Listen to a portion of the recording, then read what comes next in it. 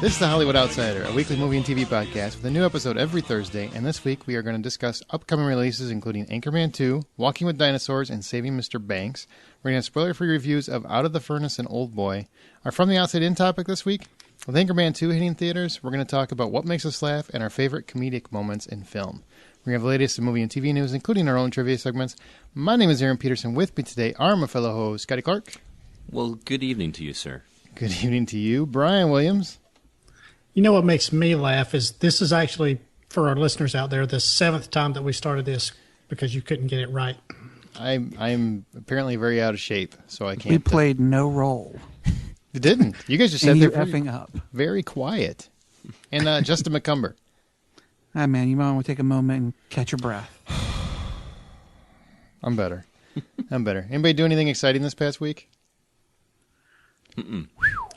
I almost met Bruce Willis, literally within minutes of our ships passing in the night. So I was down in Mobile, Alabama for a family get-together, and we went out to eat, and apparently they are filming a movie with him and 50 Cent. And Really? they were shooting in a little room that was above the restaurant, and so... Yeah, I was informed, like, yeah, you guys just missed Bruce Willis. I think they're just messing with you. What would you have said though if you met him? Like, why did Red 2 suck so bad? Or Why are you with 50 Cent? How about that? what happened Yeah. with Cop Out? Or Who's that bad? who are you teaming up with? Nick Cage? Which, funny enough, he was just, they were telling me he was just down a couple of months prior to that. So, Nick Cage? yeah, him and Danny Glover are filming a movie together. Oh, it's about 30 years too late. Yeah. Now, Justin, you just saw Red 2. How bad was it? It was bad, right? oh my God, not even. There's no amount of drink or drug that can make that movie good. It was terrible. Isn't that so sad? Because the first one was fun. The first one was actually funny, but this one was just so overdone. So many long, boring stretches between the very few inventive action moments. It's just such a letdown from the first one. It's one of those things where you wish you could call iTunes and say, I want my money back for this rental. This blew. I think maybe if Brian would have ran into Bruce Willis, he could have fixed the Bruce Willis problem. I would have had a come to Jesus meeting with him for sure. Just beat a little sense into him. I think this is like the third movie he's made with 50 Cent, too, by the way. Just tell you can say no to a movie project. You could say no. You've got money, man. I just saw an interview with him like a couple months ago, and he basically says, I'm rich. Well, stop taking everything then. Nick Cage needs the money. He's got to pay the IRS. You don't need it. Come on, pull a Shia Yeah, but LaBeouf on us. is he Oprah rich? I don't know. I mean, to us, he's probably Oprah rich, yeah. Does it really matter? Like, do the zeros matter when you get to a certain level? I don't know. Yeah, but see, he's got what is it, cashola? I mean, he's got that name, that Bruce Willis name. He doesn't even need money. That's true. He could just say I'm Bruce Willis and people just hand him stuff. Yeah, he can just walk in a restaurant, just sit down, Yep. and they'll never charge him. Thanks for being here, Mr. Willis. I'd ride that train all the way. Yeah. All of a sudden, the owner who lives 4 hours away or something, he comes barreling into the restaurant, takes a picture. Yeah, it's on me. Breathing heavy like Aaron. Mm-hmm. That's it. That'd be a great topic some week. If you were filthy rich, maybe a movie star or something, would you be different or would you be the most arrogant son of a bitch? It's easy to say that you would be the same, but once you're there, it's probably different. I told you all the other week. When I get rich and famous, Wait you a minute, fuckers never wait a hear minute. from me again. Wait a minute. Would we be the same? What if you Or- start off as an asshole? Yeah. Well, I got nowhere but up. Well, that's a nice way of looking at it. Nothing but up for me. Well, Disney worked out the rights for the future Indiana Jones films. That means if Harrison Ford, when he's 84, wants to do another Indiana Jones, they finally don't have to deal with Paramount, and Disney owns that stuff completely. Who's excited besides me? Because I'm obviously biased. It can't get any worse than the last one, can it? I think it sounds... Oh, it can get worse, man. It could get worse. Disney's just going to own everything. Yeah, not with Disney. Yeah, that's true. I think, dude. Hold on, didn't Disney do Lone Ranger? I like Lone Ranger, Shit asshole. can get worse. Have you seen it? All of a sudden, you got Johnny Depp in Indiana Jones. Johnny I thought Depp that was as Indiana Jones. Indiana Jones. I like Lone Ranger. That's fine. If they want to make it like Lone Ranger, I'm okay with it because I liked it. Lots of Maybe horse Depp jokes. can play the quirky, I don't know, Russian sidekick character with the hats and funky hair. No, I don't know what's next for him, but I'm pretty sure it's blackface or something really offensive. No time for love, Dr. Jones. Well, I'm excited. They are talking about would they make another one or reboot the franchise completely. I don't think you can do it while Harrison Ford's still alive. No, I don't. Yeah, nobody else could ever touch Indiana Jones. That character, no. And especially with him alive. Seriously, Disney would have to take a contract out on Harrison Ford just to get him out of here in order to make that movie happen. He was old in the last one. He still pulled it off. I thought he was fine. It's the movie that had a problem. He was Right. fine. Here's how the news would look one day. Our top story: Harrison Ford was gunned down today. Following that up, Disney's released that there will be a new Indiana Jones reboot In his honor. in his honor. Yes. Signs point to a mouse. The Amazing Spider-Man 2, the trailer came out. Now, I just want to know, because there has been a huge internet crazy outcry about this. What? Yeah. Imagine that, Not the the internet. internet I People know. were talking. There are people that loved it. I'm probably one of those. And people that are really worried that this is like Spider-Man 3 Part 2. Which I which liked side? it. I liked it a lot. I think it looked like a lot to wrap up in a 2.5 hour movie. Just a lot of characters, a lot of Yeah. villains. Mm-hmm. And I think it was kind of cool that they didn't show, like, you didn't see Paul Giamatti at all. Like, Yeah, you did. Yeah, you Did did. you? Mm-hmm, you saw him briefly. He was the guy shooting the gun with He was- the Russian tracksuit. Man, I must not have. Look at Brian. It's like he had the Russian tracksuit. Amateurs. It was at the 1.5 second mark. I love how that trailer opened too. Just him falling Yeah, down the straight falling towards shot. the ground. That was really cool. So good. And there was like a tip to another website, Electro Arrives or something like that. They had embedded in the trailer that people nerds just found. So they're all excited. Eee. Now, what did you think? Because I think the ending, it gets a little bit more colorful, I guess. Because, I mean, there is, like, it almost looks comic booky in the way that it's shot and the special effects. Is anybody else concerned that there's too many villains and that there's too many special effects currently? I think it's, I'm not. no. No. Wow. It's I mean, not- I think it's it's well known, it's well documented that the third Spider-Man movie was a bit too much, too much of a good thing, so to speak. And I'm pretty sure that they've found a way to cram all these people in at a good Acceptable taste, so to rate. speak. There you go. it can be done well. I just think that the Spider-Man 3 didn't do it well. Number one, Sandman wasn't really all that interesting. Venom was Topher Grace, which Enough said. I will never forget where the Venom thing peels back and then you see Topher Grace with spiky teeth. That was so bad. Venom was such a cool villain too. And emo Peter Parker dancing, which I I think I'm the only guy in the world who actually thought that scene was entertaining. liked the scene, but it's really wrong for the movie. How's that? Like, I was entertained by it, but the whole time I'm watching it going, I'm smiling, but this should not be in here anywhere whatsoever. Neither should Topher Grace. Well, there's also a huge trailer for some people, and that's the Godzilla reboot. It's more of a teaser, but they also open with the same kind of aerial shot, like a first-person Navy SEAL ambush, that I thought was fantastic. And all these trailers, you can see them on the website, thehollywoodoutsiders.com. But did everybody else love this? Are you a little gun-shy because of Matthew Broderick? I just don't know, what are these falling guys going to do? It's Godzilla. They're going to yell at him, throw I mean, peanuts. you could have hundreds of Navy SEALs. They'll just end up, toe cheese under Godzilla. Right. I mean, it's like when a gnat or a fly falls on you. Exactly. It's like, what's it going to do? There's going to Yeah. be more going on with that. I hope so. Well, They're there not must just be, but they're starting off their teaser with it, and so it immediately in my mind is like, what? They're falling to their death. It's a good point. I just thought it was cool because when that trailer opened, I knew what it was because I actually went and searched for the trailer or clicked on the link on the website, And it did say Godzilla. And it said Godzilla on it, so I knew what it was. That helps. But if you're in the theater and you're seeing that, you have no idea what this trailer is. And I think that was the effect. Is like, oh, this is just another war movie or something. And then That's true. I could. It's a commercial for the next Medal of Honor or It's Mark Call Wahlberg of Duty game. Mark Wahlberg's in this. Yay!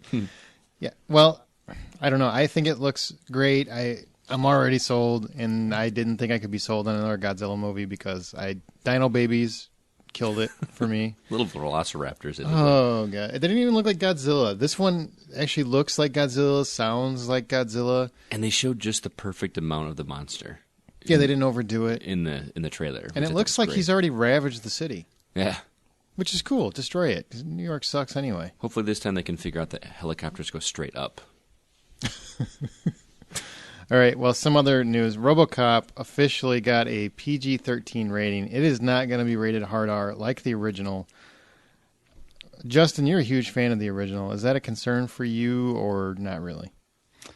Well, it's not really, and for two reasons. One, the first film, a lot of what Paul Verhoeven was going for was almost a satire on the violence in films. And so, to satirize it, he overdid the violence. Lots of blood, lots of bullet holes, just copious amounts of things that would require an R rating. I don't think this version of RoboCop is going for the same kind of satirization. They're going for a different tone. And two, PG-13 is basically an R almost these days with what they're able to get away with. I think over the years, filmmakers trying to get their R films or their PG-13 films R has somehow kind of worn down the MPAA to where, all right, a PG-13 is now an R. And to get an R, you either have to have nothing but F-bombs or just limbs being hacked off and intestines strewn. So, no, I'm not really all that concerned by it. Or a nipple. Oh, Yeah. Lots of nipple, yes. Yeah. I would like to see RoboCop nipple. That'd be all right. Maybe like little bat nipples. Yeah. That was PG-13. I don't know what you're talking about. Yeah, I mean, That's true. Now that'd be an R. I mean, yeah. To your point, Justin, I think it was Vanity that did they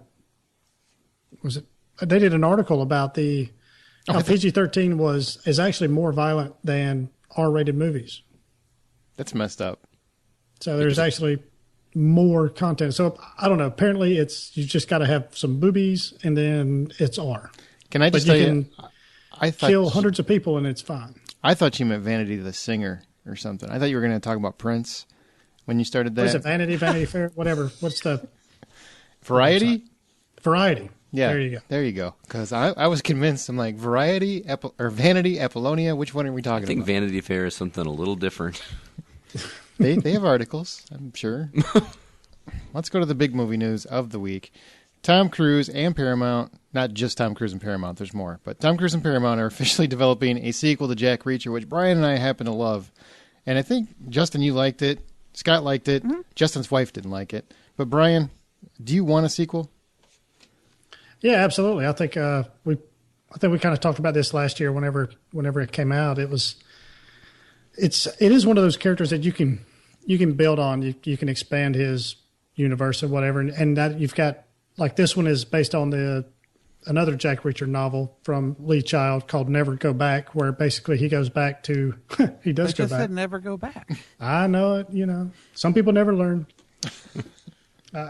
He goes back to Virginia to take a woman friend of his out to dinner, who's, I guess, a commanding officer at the base that he was trained in or something like that, and He was finds himself charged with some crimes and stuff, and of course he's got to clear his name. So Does he call it the A-Team? I love it when a plan comes together. Reacher was a surprise, or Jack Reacher was a surprise movie for me. I wanted to see more after that was over. He's a cool character. Then I was surprised that Tom Cruise pulled that off because he was really interesting on screen, and I don't see why not. I think the people that are going to be upset about this are the ones that didn't, that loved the book series and were very purist about it and thought he was too short and he should have been more like The Rock or something. The way I understand it, he was like 6'4" in the book, and Tom Cruise is like 5'2" or whatever.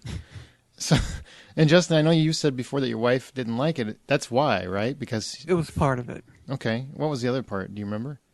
But she just didn't like how some of the scenes in it in general. But she thought that she could overcome the difference in actor to character by his performance. But by the end of the film, there wasn't enough in it to kind of make her look past the complete difference between who she saw as that character and who Cruise ended up playing. That makes sense. I think we had an advantage by not reading the books. I think so too. Yeah, but I love that movie. I just watched it again not too long ago, and it's another PG-13 movie that I could almost swear was an R because of the way it's shot. So I can't wait for another one. I hope they get this moving instead of, he's doing a lot of sci-fi right now. I would like to see him do more of grounded films instead of Top Gun 2, which he's talking about. So, okay, X-Men Apocalypse. Bryan Singer dropped a tweet that went crazy, which was the intent. But apparently the facts are that X-Men Apocalypse is going to be the next X-Men after the one that isn't even out yet. It's going to open May 27th, 2016, will be directed by Bryan Singer, and will not supposedly have any of the old cast in it.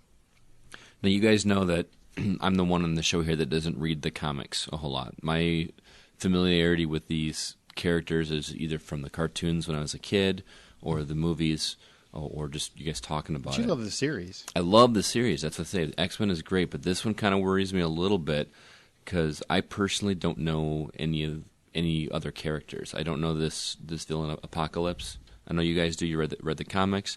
What I liked about the original film, what I liked about the reboots with the Days of Future, First Class, is that there were characters that I knew and I recognized. Someone like me, and this is just me. I know I'm speaking in a minority here, but someone like me, I like a little bit of familiarity in it. I'm going to go into it seeing characters that I don't know. Well, you'll see the characters from First Class, right? The kids will be there, which obviously I'm sold on that, but. I don't know. It's kind of like with Spider-Man movies. I don't know Electro. I don't know. Oh, so you don't have the. I knew going into the original Spider-Man movies. I knew Venom. I knew the Goblin, that kind of stuff, because those are the big ones.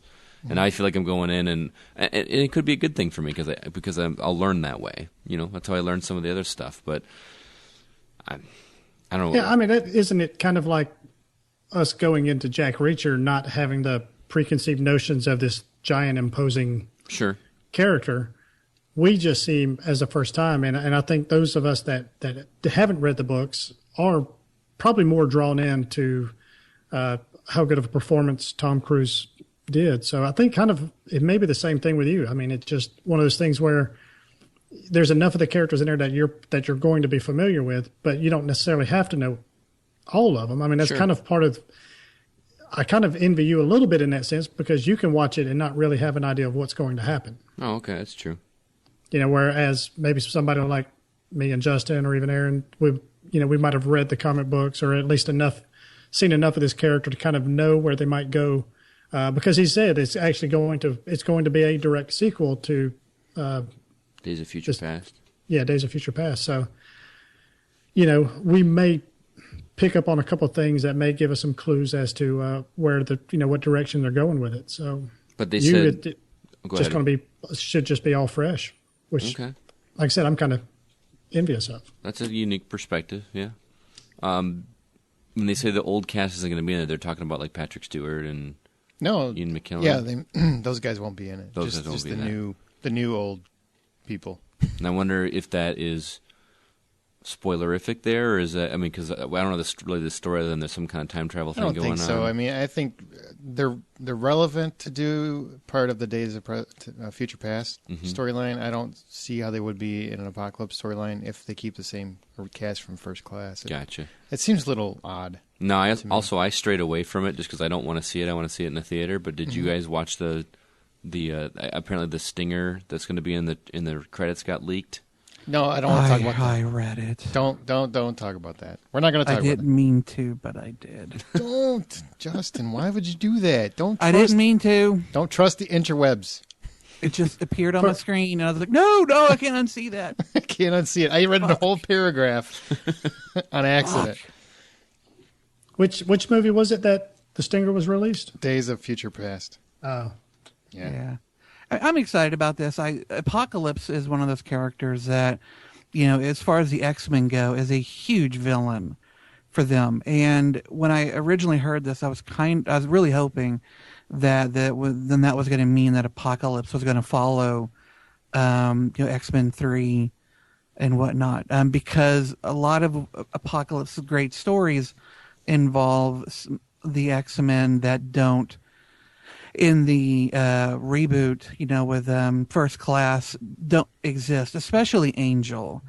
There is a fantastic series where Apocalypse creates the Four Horsemen, and for Death, he actually takes Angel, and who'd had his wings removed, and gives him these beautiful metal wings that can actually fling daggers like from the feathers. Ooh. This whole new look. I mean, it took a character that had been kind of moldering on the shelf and suddenly breathed this incredible new life into him. And I was kind of hoping that we would get to see that in the film, whatever film they're going to come up with. But if it's the old cast or the younger cast, then Angel's not there in their movie universe, and so none of that's going to be there. But even without that, just seeing what they want to do with Apocalypse, I'm curious, because he's a really interesting character. A lot of really cool things occurred with him and because of him. So hell, who knows? Maybe in the next one they'll bring out Mr. Sinister or something. I'll be really curious and what I'll really be curious of is if they ever bring in any of the kind of supernatural elements of the X-Men. And I'm talking Lucifer, the whole Dark Phoenix, almost becoming like the Queen of Hell, Colossus' sister and all that, but I don't know if they'll ever do that. I don't know if they can now that they've gone backwards.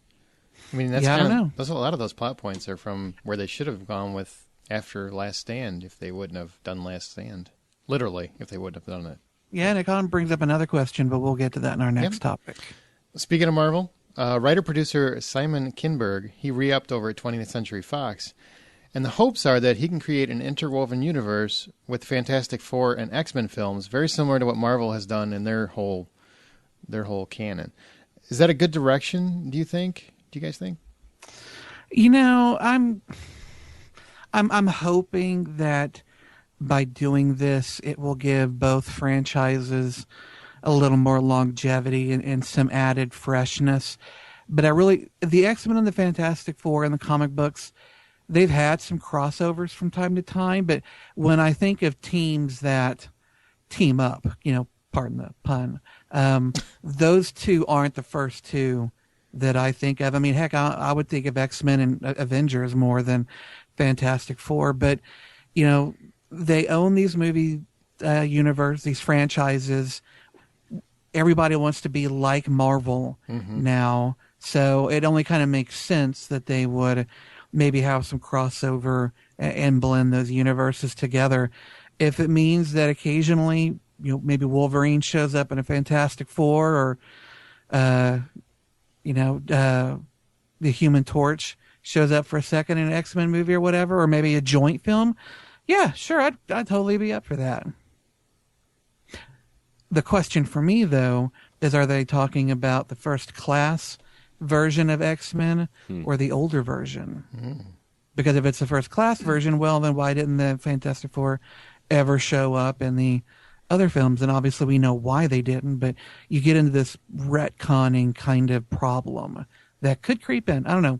We'll have to see how they really work all this out. They already have some storyline problems to fix. I mean, oh, yeah. A lot from the original trilogy. The original trilogy is full of holes, especially now. It does. I kind of feel like, Justin, it kind of almost feels like a forced pairing of these two superhero teams in their own universe, so to speak, their own little worlds. They are, they're both, I like both of them. But it's almost like, mixing peanut butter and sauerkraut or something. It just doesn't go together.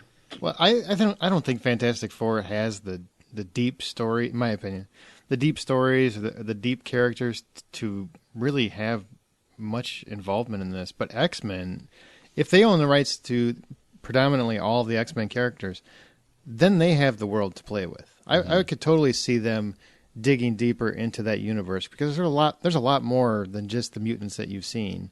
And there's a lot that they could do with just taking a couple of them and giving them their own films and going that route. I could see that.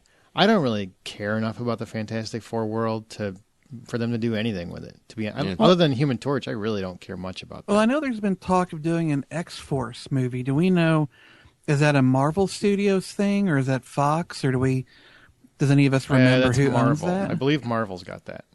Okay, because I could see, X-Men, X-Force, would totally make sense. But if Marvel owns that, then yeah, that's not going to happen.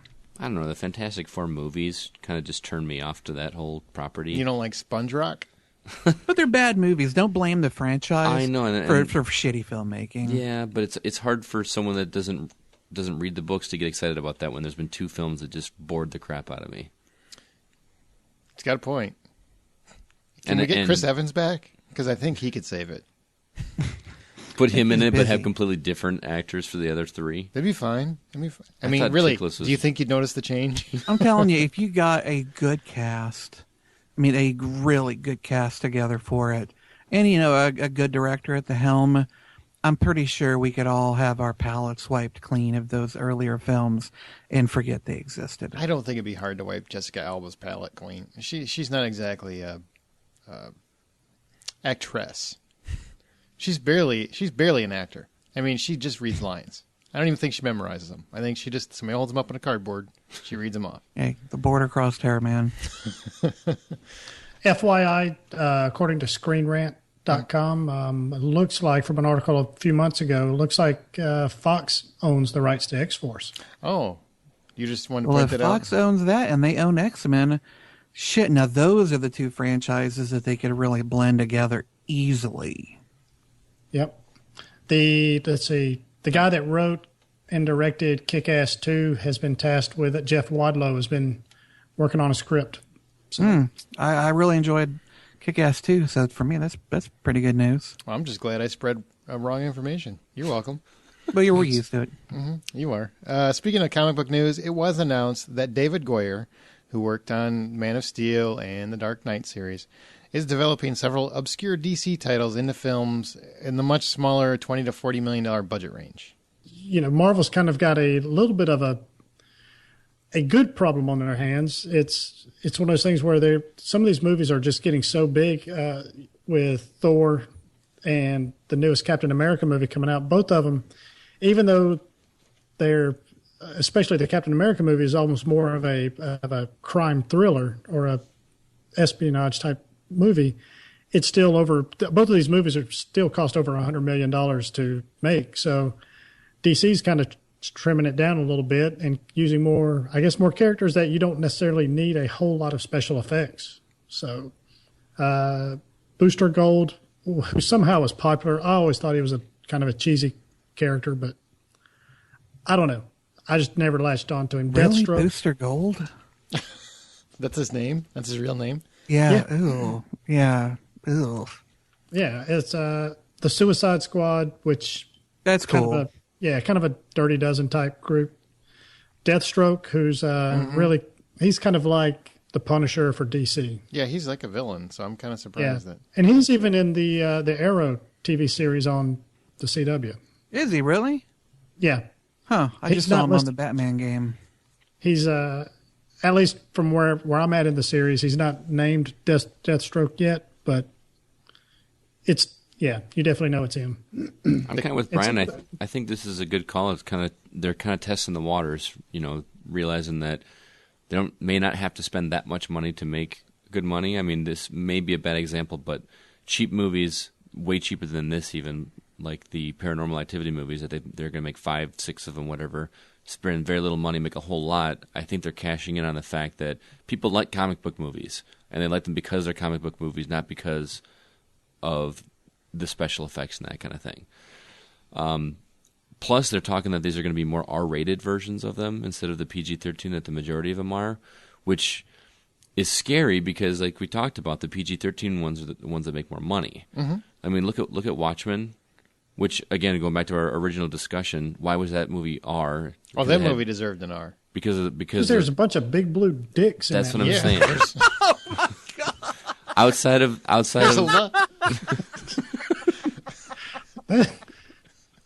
Didn't actually see that coming. That's what she said. That's what I mean. You could have very easily made that a PG-13 movie and probably sold a lot more tickets if you just took out the blue dongs. Like, I don't know, really? man. There's a lot of blue The dongs. dongs were integral to the story. yes, It told the story. couldn't.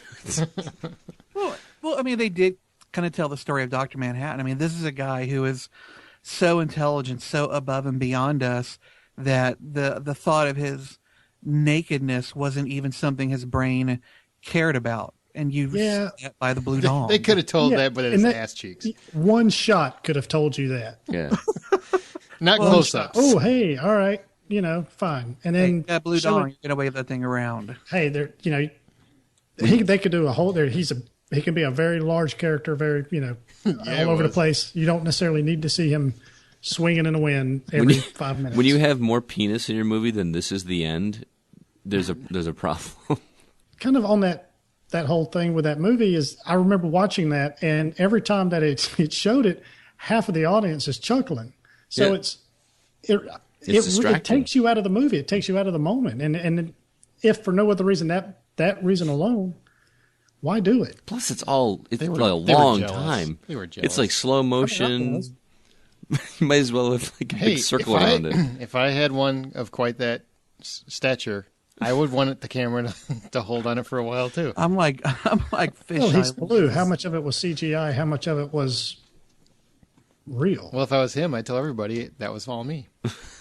There's no computer effects whatsoever. But we do know The Rock. He'll do just about anything. Anything. We've actually not reported a couple of the things that he's done just because he was doing everything. But now he and Peter Berg announced they are going forward with a sequel to one of his oldest hits, The Rundown, and he's going to do it without Thunder and Lightning, Sean William Scott.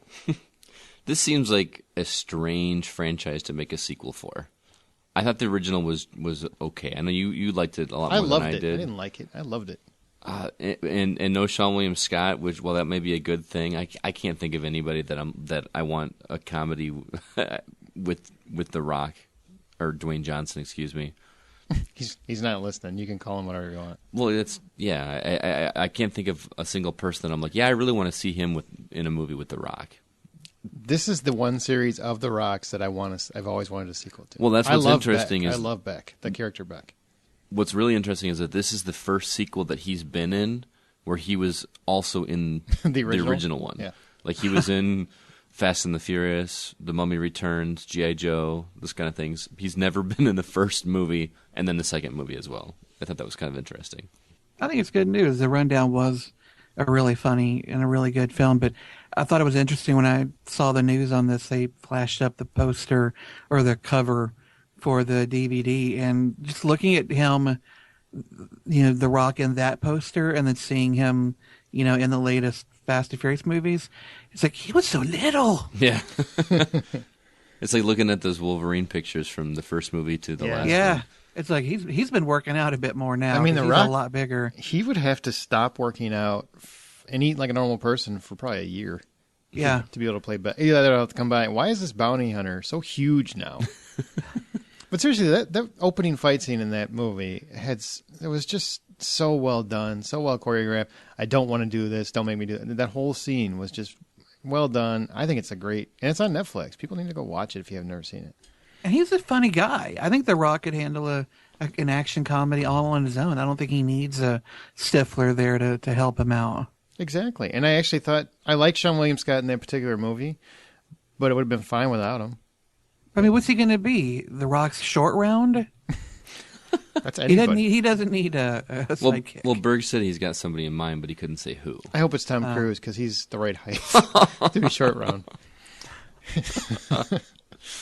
And finally, one more holy shit movie in the sequel news department. Jerry Bruckheimer, moved back to Paramount because Disney kicked him off the lot.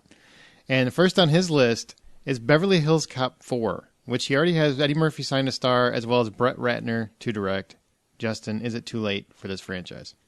With a lot of other franchises, I would probably say yes. But with this one, and I know we've talked about Eddie Murphy in previous episodes, I think all of us have been in agreement that he needs to get back to doing what he used to do so very, very well before he just kind of fell down the toilet hole of all these family films that he got into. Back when he was funny in the 48 Hours and Beverly Hills Cop days, he was just one of those guys we all wanted to go to a movie and watch. If he can get back to that and do so in this film, recapture some of that former glory, then fuck no, it's not too late. I would love to see him come back and do another one of these films, but whether or not he can capture that is another story altogether. But the tale of a Beverly Hills Cop retooling, rebooting, moving to TV, it's been a long and precarious story. We'll have to see if this actually starts to pan out now. He came close with Tower Heist. I think that was the closest he's been to old school. It was. So if he can keep doing that, then great. But, I don't need another fat suit on him. Hercules. Just don't need it. The one thing that concerns me is Brett Ratner. But he did do Rush Hour 1 and 2, which I actually really enjoy. People hate on it, but I really like those two movies. I didn't love Rush Hour 3, and damn you for X-Men The Last Stand. Who's concerned about Brett Ratner? I'm not really so concerned with Eddie Murphy. I'm more concerned with Brett Ratner. Who's concerned about him? Or are you guys like, yeah, he handled Chris Tucker. He can do fine. I'm concerned with his age. How old is Eddie Murphy now? He's got to be pushing 50, right? He's still funnier than you, Scott. That's not the issue. You're talking about, Harrison Ford's one thing. He's no Harrison Ford. You're talking about Beverly Hills. It has some action in it. It's not just a comedy. He's only at 50. 50's not dead. Tom Cruise is 50, and he looks like he's 40, and he's bouncing around on skyscrapers. I'm talking about selling it on the screen, selling it as an action comedy. I think 50's the new 30. That's what I think. That's because you're getting closer to it. I'm not quite that close. I'm quite a ways, thanks. Anybody else concerned about Eddie Murphy's age or Ratner? Yeah, he's done some good. He's done some bad. Take them both, and there you have the facts of life. The facts of life. Yeah. I don't know. Did you really just do that? I did. I didn't mean to. He's the kind of guy that a lot of people love to shit on, and there's some good reason to do said shitting, but he's also done some pretty good stuff. So, I'm always willing to give him another chance. But if I get, another X-Men The Last Stand, his invitation will be revoked. Touche. And Brian just sent a message so that we're aware of it. But Bad Boys 3, they are writing a screenplay. No word on if Will Smith and Martin Lawrence are going to be involved, but they're trying to get one off the ground. So anybody that loves the Bad Boys franchise, which I know I do, and I know Justin and Brian do. What is Martin Lawrence doing? He's free. He's $25. He's praying this hurries up. He's writing it. He's like, what do you need me to do? I'll get it done. So I always hope that happens. I've hoped it happens since the last one. I really love that series. So yeah, and Michael Bay's he's been on record before saying that he would love to do another one with him. So it's just probably a matter of time. Let him get Transformers wrapped up and kind of go from there. You should have done that instead of Pain and Gain. And After Earth. See, they should have came together before this. Agreed. Welcome to Brian's Trailer Park. Thank you there, Tootie. Wait, am I Tootie? Why am I Tootie? Because we all know Scott's Blair. Oh, yeah. I could see that. Which one are you? I'm the fat one. That's Tootie. No, Tootie's the black one. All right. Never mind. What are you guys talking about? Aaron, I think you're more Joe. All right. You're more the lesbian-looking I girl. appreciate that. Why can't I be the George Clooney character? I guess that means universe. I guess that makes me Mrs. Garrett, huh? You said it. Still lost. You never saw The Facts of Life? Wasn't you were in the 60s? You were in the closet. No. The sixth? What the? You were about to get a beatdown of epic biblical proportions. Oh my God, the 60s. Brian, please continue before Scotty gets smacked. All right. Well, in what will inevitably be compared to The Matrix, Jupiter Ascending from the Wachowskis follows a young Earth girl who is not aware that she is next in line to be the queen of the universe. When the incumbent queen finds out that she dispatches her goons to take her out. So Channing Tatum is tasked to protect Miss Jupiter Jones. I protest, young lady. So he's him in his weird blonde beard and elf ears he sets out to protect Miss Jupiter Jones. That's played by Mila Kunis. Is that her real name in the movie? That's her movie name. Yeah, that's where Jupiter comes. Not necessarily the. All right, that's also her funny. Stage name. That part's funny. Yeah. All right, Justin, are you ready to have your eyes opened to the knowledge that we aren't alone? Oh man, yes. I think that there are instances where people come across artists, whether it's movie makers, musicians, painters, whatever, that there's just some kind of connection that you can't explain, and when other people want to scoff or question it, you don't know what it is that binds you together, but you're bound anyway. Me and the Wachowskis seem to be that way. For me, they can do no wrong. Fucking love The Matrix. I love the Speed Racer. Loved Cloud Atlas. This one, as soon as I saw the trailer and I heard the music and the dialogue and saw the action, it just resonates with me. And I can't explain why it is that their films do that with me. If I could explain it, I don't even know if I'd want to, because sometimes there are things you just don't want to look at too closely. You just accept it and love it and embrace it. And this film looks amazing. I cannot wait for this thing to come out, but I totally understand why others would not feel the same way. It's just a weird thing that I and the Wachowskis, I adore them. Well, everybody's got their favorite directors. There's nothing wrong with that. The only thing that I actually liked the trailer, I did wonder if it was a little Fifth Element-y. You know, I thought Channing Tatum was Bruce Willis with elf ears, and she was very much Mila Jovovich. Her name's even Mila, really. So it felt a little been there, done that, but I like the Wachowskis. I like The Matrix, and I like Cloud Atlas, so I'm willing to give it a shot. I didn't love it. I didn't think it was the best looking movie. It wasn't the best trailer I saw this week, but it looks good. I want to check it out. And I love Channing Tatum. The guy's a great actor. Mm-hmm. I really appreciated the art style of this, and I really like all their art style. Like Justin said, from The Matrix and Cloud Atlas in this, but it's one of those movies that there's things in the story that kind of interest me. That they talk about how there's more worlds out there than us and that kind of thing, and there's a bigger things going on than you could imagine. I like that aspect of it, but I don't know. I didn't love Cloud Atlas like you, Aaron. You said you didn't love it either. You just liked it. I just liked it, but I did like it.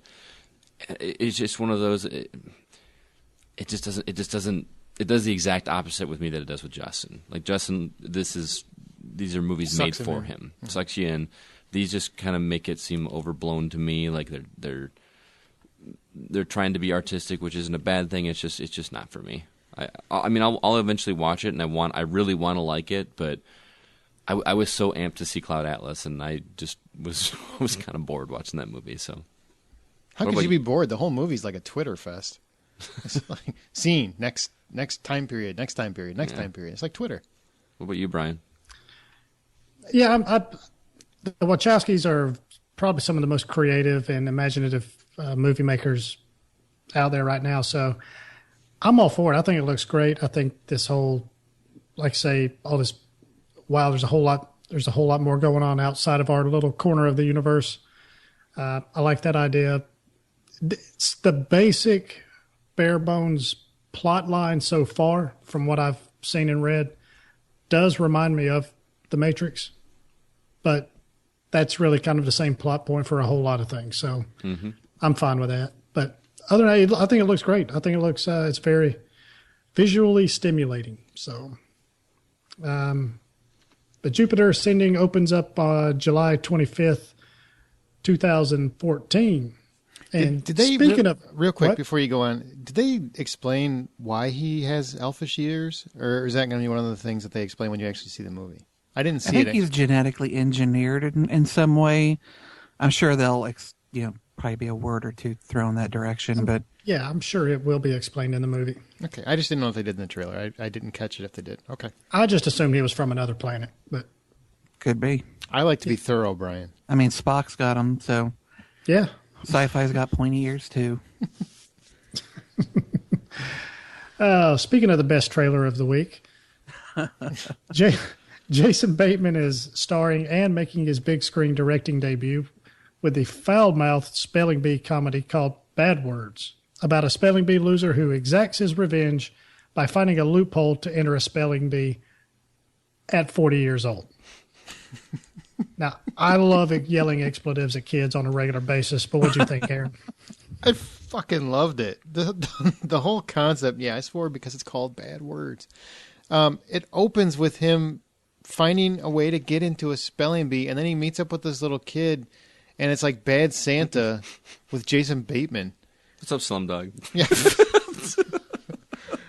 I love movies that are very, and we'll talk about, what we love in comedies, but I love movies that go against PC more than anything because I hate PC.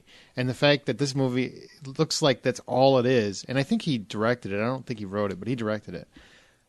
Everything about it seems like Jason Bateman saying, I want to break the mold you people have of me of being this super nice guy, and I want to show you what a real asshole I can be. And as far as I'm concerned, he blew me away just in the trailer. And the Red Band trailer is so funny. So funny. I laughed so hard watching this trailer. I haven't laughed this hard watching the trailer in a long time. Just so wrong. And the little kid, he's like 7. A vagina. What is the nipple thing with the like the stripper or the fuck prostitute? ice cream? How much to touch him? I died. Oh no, let's go ask. Let's go ahead. They just run after it. This is gonna be one of those movies people run around quoting. Yep. You know it. Yeah, I mean, we've had, Bad Santa, Bad Grandpa, so if this kind of follows, I know it's Bad not. teacher. Bad teacher. Yeah, if it kind of follows that pattern, this should be pretty freaking hilarious. So, I like it. Bad Words does open March 28th, 2014. Anything else about it? Nope. Okay. Watch these trailers and those from recent episodes at thehollywoodoutsider.com. If you got anything you want to ask us or tell us, shoot us a tweet at H_outsider. Like us on Facebook at facebook.com/thehollywoodoutsider. Leave us a message or text us at 818-81-I'm-a-ho. And, of course, you can email us at feedback@thehollywoodoutsider.com. All right. Look, I'll put some effort into this. We're going to fucking do it. And we're going to play Fifth Degree now, which is basically where Brian's going to connect an actor we were talking about, which is going to be Tom Hanks this week, with something. We don't know about it until he tells us, and we have to connect in 5 degrees or less. And you guys are going to try and beat us at home if you're listening. So, Brian, this week, in 5 degrees or less, what are we connecting Tom Hanks with? All right, we're going to connect Tom Hanks with The Hobbit, The Desolation of Smaug.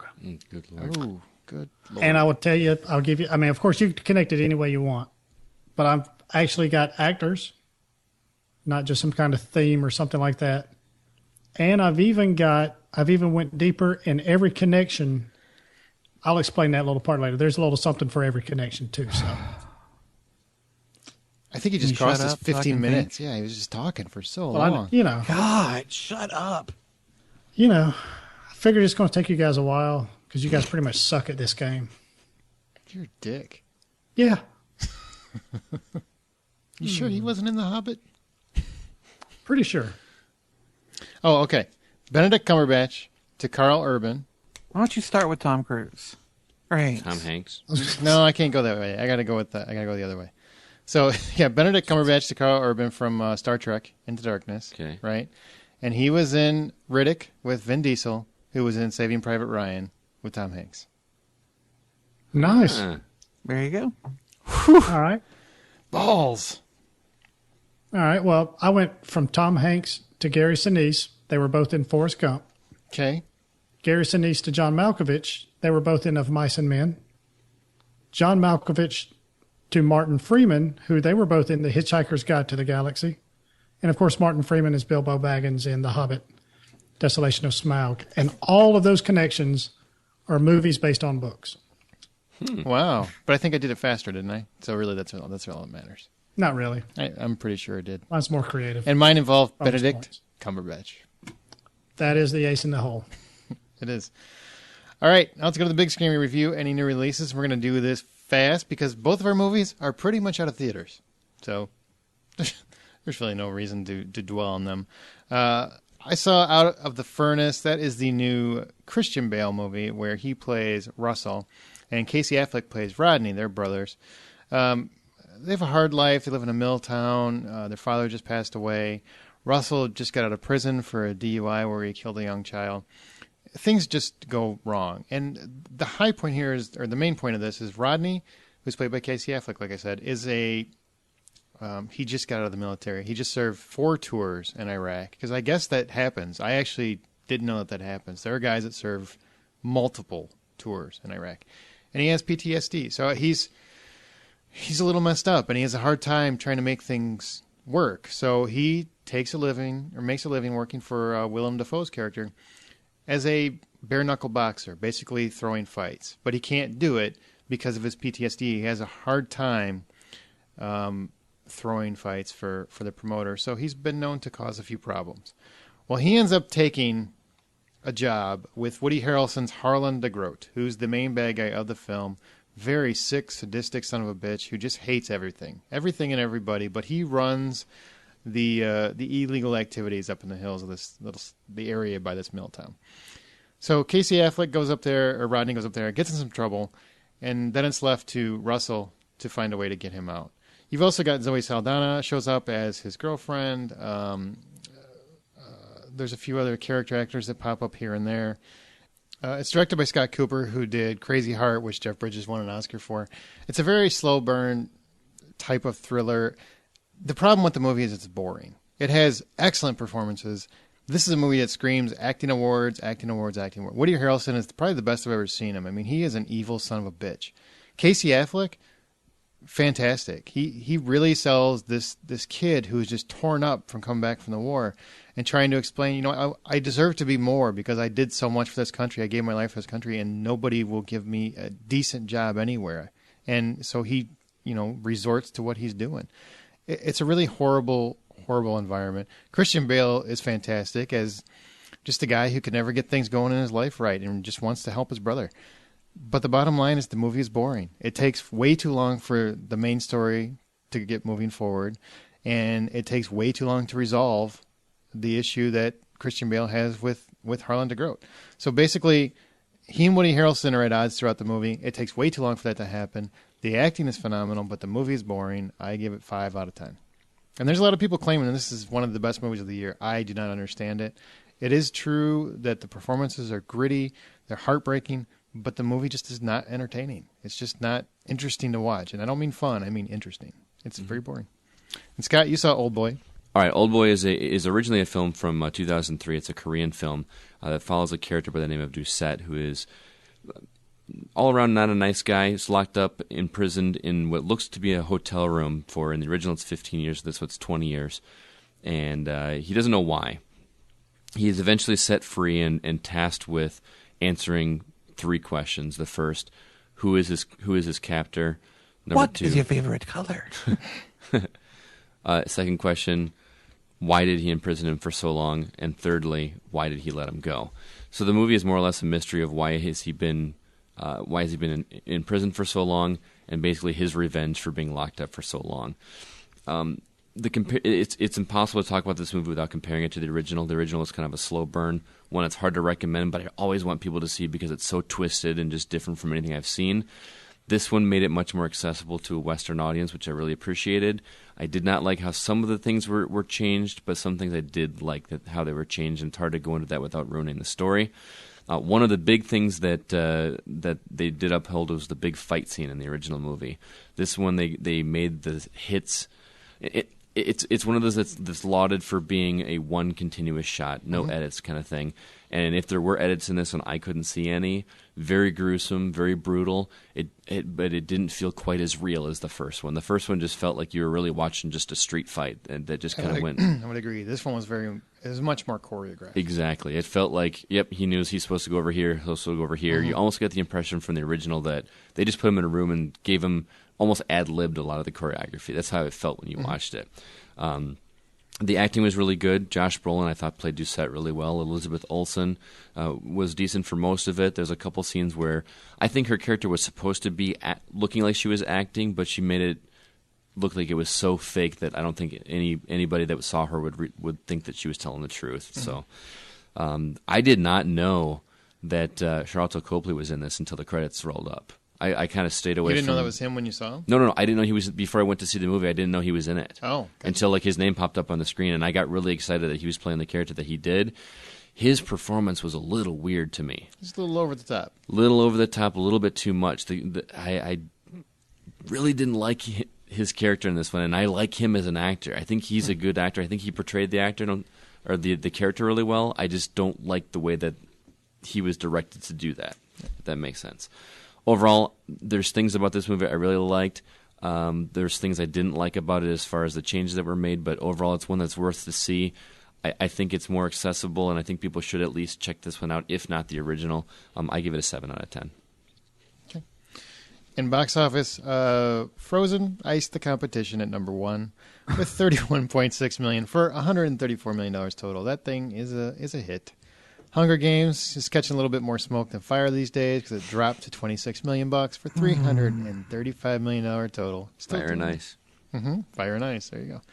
Out of the Furnace got burned with $5.2 million. Ooh, floppy.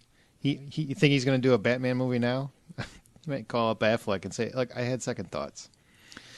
Thor is about to leave this realm as it dropped to $4.8 million for a $193.7 million total. And Delivery Man is still on the route with number 5 at $3.7 million. I have no idea how that movie still exists because it's only made $24.7 million and it looks like crap. I think that's a flop, right? Yeah, it's a flop. It's officially a flop. Okay. But it's still in the top 5. What the hell?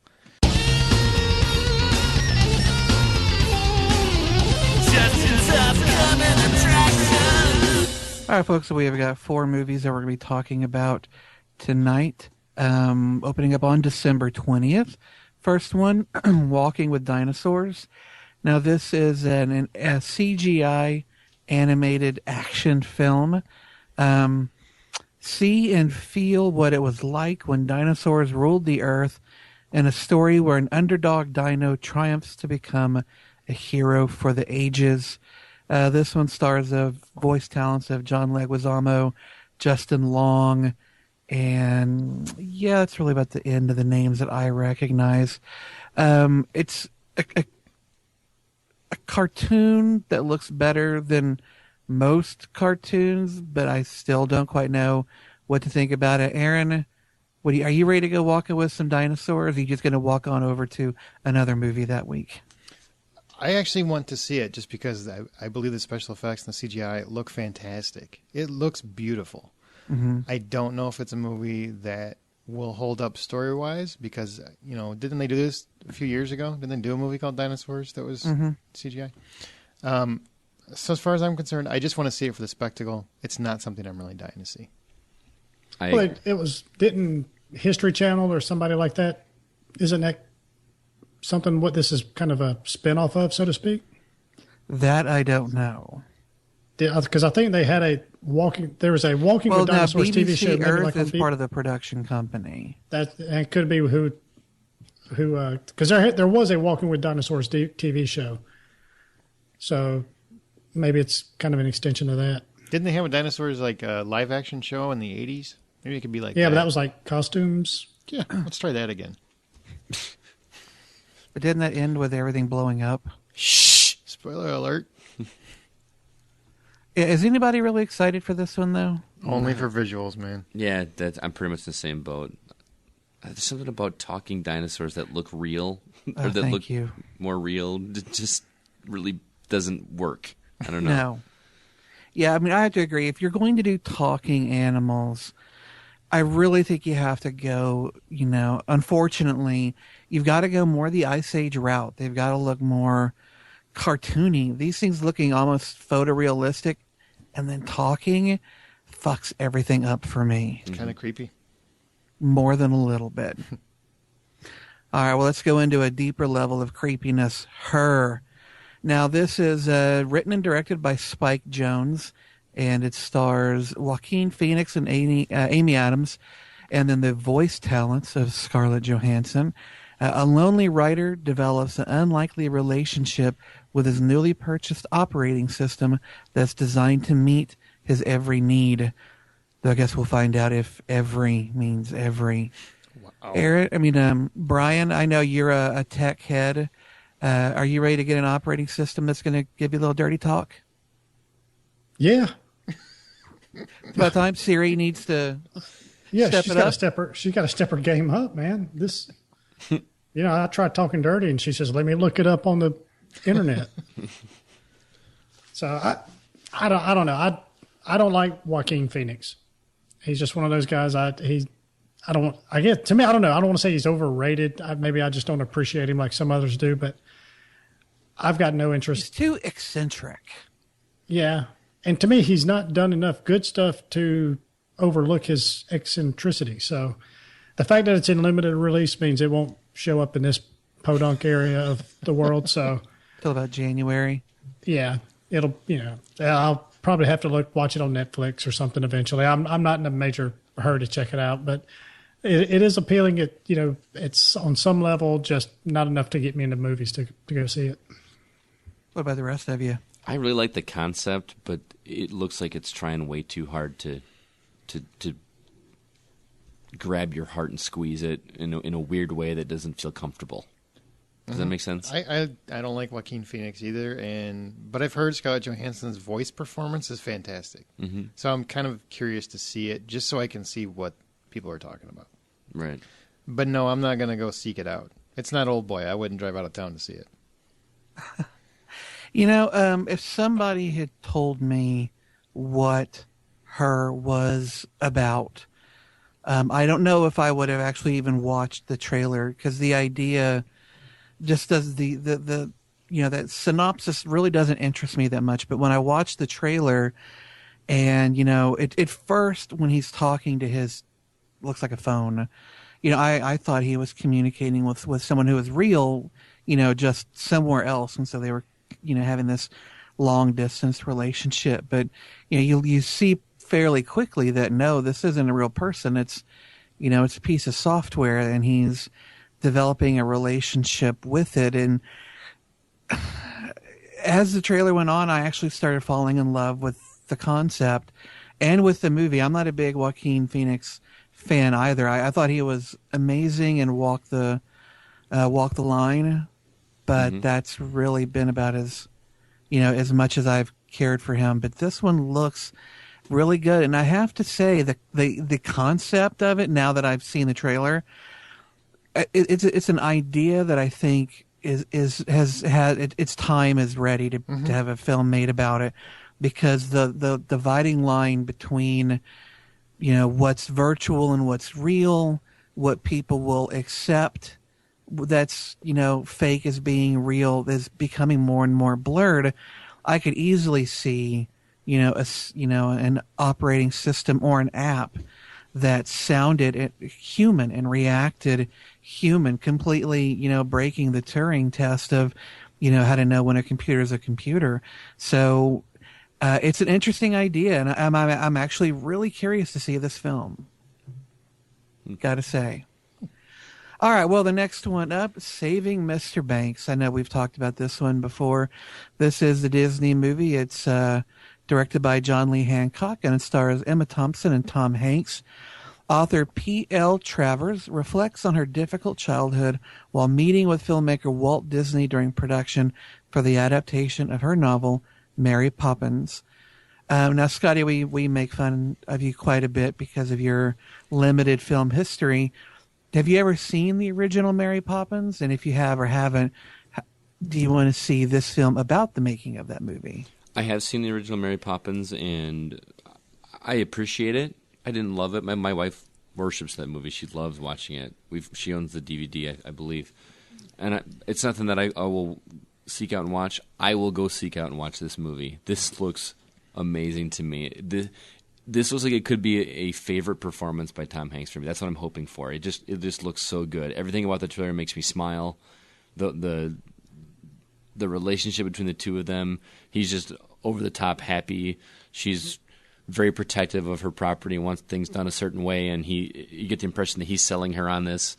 and then you're learning about her past. I cannot wait to see this movie. I'm so stoked. If I would have seen this trailer at the beginning of the year, this would have been in my top 3 most anticipated. Oh, wow. So I'm stoked. Same here. Tom Hanks, he just seems so earnest, so decent. It seems like a classic Hanks performance. You know what I mean?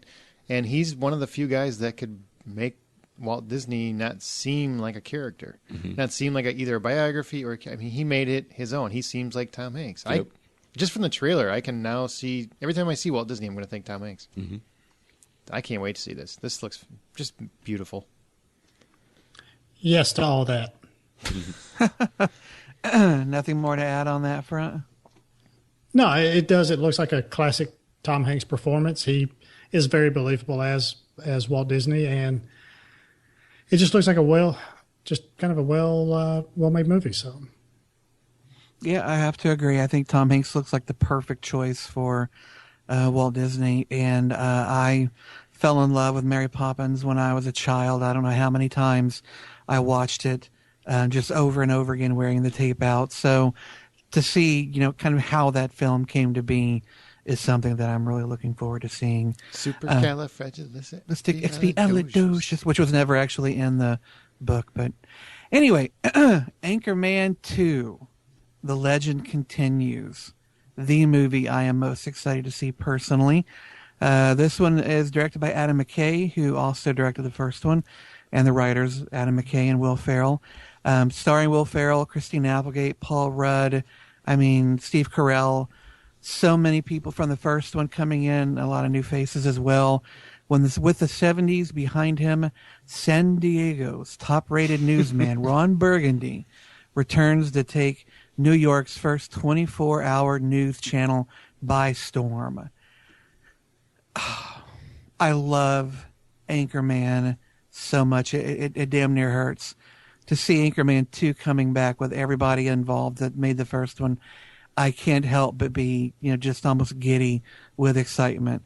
Who's going to be with me to go see Anchorman 2? I will be seeing it. I am not as high as you are on it because I'm worried that it's not going to be as good, but I am optimistic. It's one I'll go check out a matinee for sure. But I'm excited to see what they do. Say what? I'm cautiously optimistic, and a couple of things scares me about this movie. The fact that it has been quite a while since the first Anchorman, and it is, to me, it's one of my favorite Will Ferrell movies. And there's so many quotable lines, and all you have to do is say one, and it just spawns a whole 5-minute routine, whoever's around you, with quoting the movie. But the other thing is the fact that the last, week or two, really longer, but it's just really come to a pinnacle here this last week. It's everywhere. It is everywhere. They showed up on Saturday Night Live. It's on every commercial. There's Dodge commercials with Ron Burgundy. It's just, I'm so inundated with Ron Burgundy in this movie that it seems like anytime they hype a movie up this much, it's inevitably means it's crap. So that scares me. I think of any movie this year, this movie has the most potential to disappoint. Mm-hmm. Yep. Because I think people's expectations are so high. There's a lot of nostalgia working against the movie because people remember the original, so they expect it to live up to those expectations. I don't know. It's not one that the commercials are making me less interested to see it, put it that way. Brian's absolutely correct, because I am getting sick of seeing Ron Burgundy on my TV. He's in truck ads, for crying out loud. He's not Indiana Jones or Han Solo. I don't want him on my drink cup. Well, that's part of the joke. That's part of the joke from the movie. Oh, is that yeah, we get the joke. It's just that joke is on every TV show I watch. Right. Mm-hmm. Did you guys see that he did like a newscast in like North Dakota or something, like an actual newscast with an actual news team? I've seen him do everything. I saw him do an interview on ESPN with Peyton Manning. Dude, he's everywhere. It's getting exhausting. Right. Steve Carell, I guess, I don't know, he jumped into somebody's some channel's newscast and did the weather as as Brick Tomlin. So it just feels like every movie that I've seen that I'm being hammered with advertising and marketing and stuff like this, it's never lived up to it. And it just, to me, it's really a lose-lose situation with this, because if you stick too close to the first one, you're going to get hammered because, well, you're not doing anything original. You're not doing anything different. If you do something different, then you're not doing what worked for you the first time. So I don't know. There's too much room for messing up, not enough room to hit a home run, but I'm praying it is another classic Ron Burgundy movie. I think I'm more shocked that you guys watch commercials still. Some shows I watch live, like Sons of Anarchy, because people will really? put spoilers all over the internet. Yeah. Ugh, no. I don't know. I don't watch anything live anymore. Well, it doesn't matter. I mean, watching football games, it's on every. There you go. I don't watch football either. Well, it's not our fault you hate fun. That's right. Yeah. So, guys, of these 4 films opening up December 20th, Walking with Dinosaurs, Her, Saving Mr. Banks, and Anchorman 2, which one are you guys most likely to go into theaters and see? Aaron? Saving Mr. Banks. Brian? Anchorman 2. Scotty? Saving Mr. Banks. And I'll go Anchorman 2, so good even split. Nice. All right. Well, remember, you can listen. Do whatever you want. You can do whatever you want. Remember, you can listen and subscribe on iTunes or Stitcher Radio app. Give us a thumbs up if you do, or through our RSS feed at thehollywoodoutsiders.com. There's a new episode every Thursday. What's this movie? What's this movie? Each week we play ours or a listener-suggested clip from a movie, and if you think you know what the clip is, email us at feedback@thehollywoodoutsiders.com, tweet us or Facebook us the answer, and next week we'll give you a proper whole shout-out. Last week's answer was Justin's pick, and it was Up. Up. And those that got it correct: Sean McDonald, Michael Brudenell, Sean McGuire, Doug Clayton, Sandy Koke, and Chuck Anderson. Mr. Anderson. This week it is Scott's turn, so if you think you know what the clip is, email us. Here's your clip.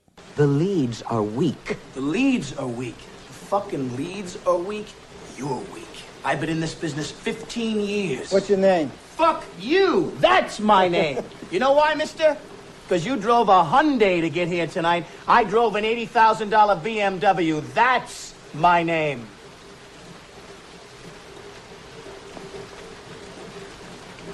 And your name is You're Wanting. And you can't play in the man's game. You can't close them. Then go home and tell your wife your troubles. All right, now let's go to the couch where we talk about TV and home video news. First up, Drew Goddard has officially been confirmed as showrunner for the Daredevil TV series on Netflix. We did talk about this a few weeks ago, but it is officially confirmed. So that means, we're right. Yeah, good news. I mean, Drew Goddard is somebody that I think is a really good writer and director. When we originally heard about this, it was good news then, and now I'm glad to hear it confirmed. I mean, what is he going to bring to the show? Because a lot of people are very excited about this, and I'm trying to remember what his involvement was other than Cabin in the Woods, and he was involved in Firefly, too? He did some Firefly. He did Angel. Angel, that's right. World War Z. Yeah, World War Z. I think the guy's a good writer. He's a good director, and hopefully he'll be able to bring a lot of talent to bear on a franchise that deserves it. I can't wait to see that. I wish they just hammered that thing out and put it on Netflix now. Right now. Lost. He did work on Lost as well, but I'm glad Brian brought it up. Not you. You feel like that was for you. Feel like a bigger man. Always bigger. Terminator TV series is coming this way. Again, it's not a Sarah Connor series, but this is going to tie directly into the original film as well as the upcoming 5th film. Brian, do you want to see another TV series? No. I don't know. Part of me does, part of me doesn't. It's one of those things you get. I just feel like it's one of those things I'll get my hopes up high for, and then, I'll get the rug pulled out from underneath me. How so?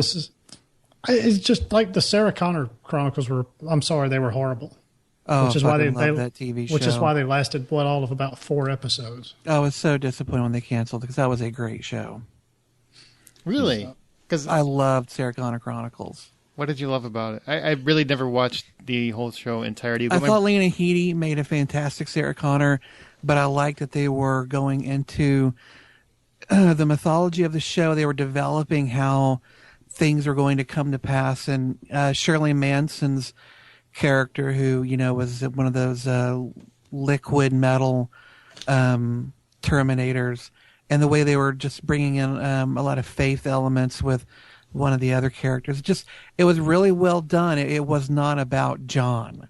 It was about the woman that raises John and what makes her become the person that she has to be to make that man exist. And I really enjoyed all the different elements that they brought together with it.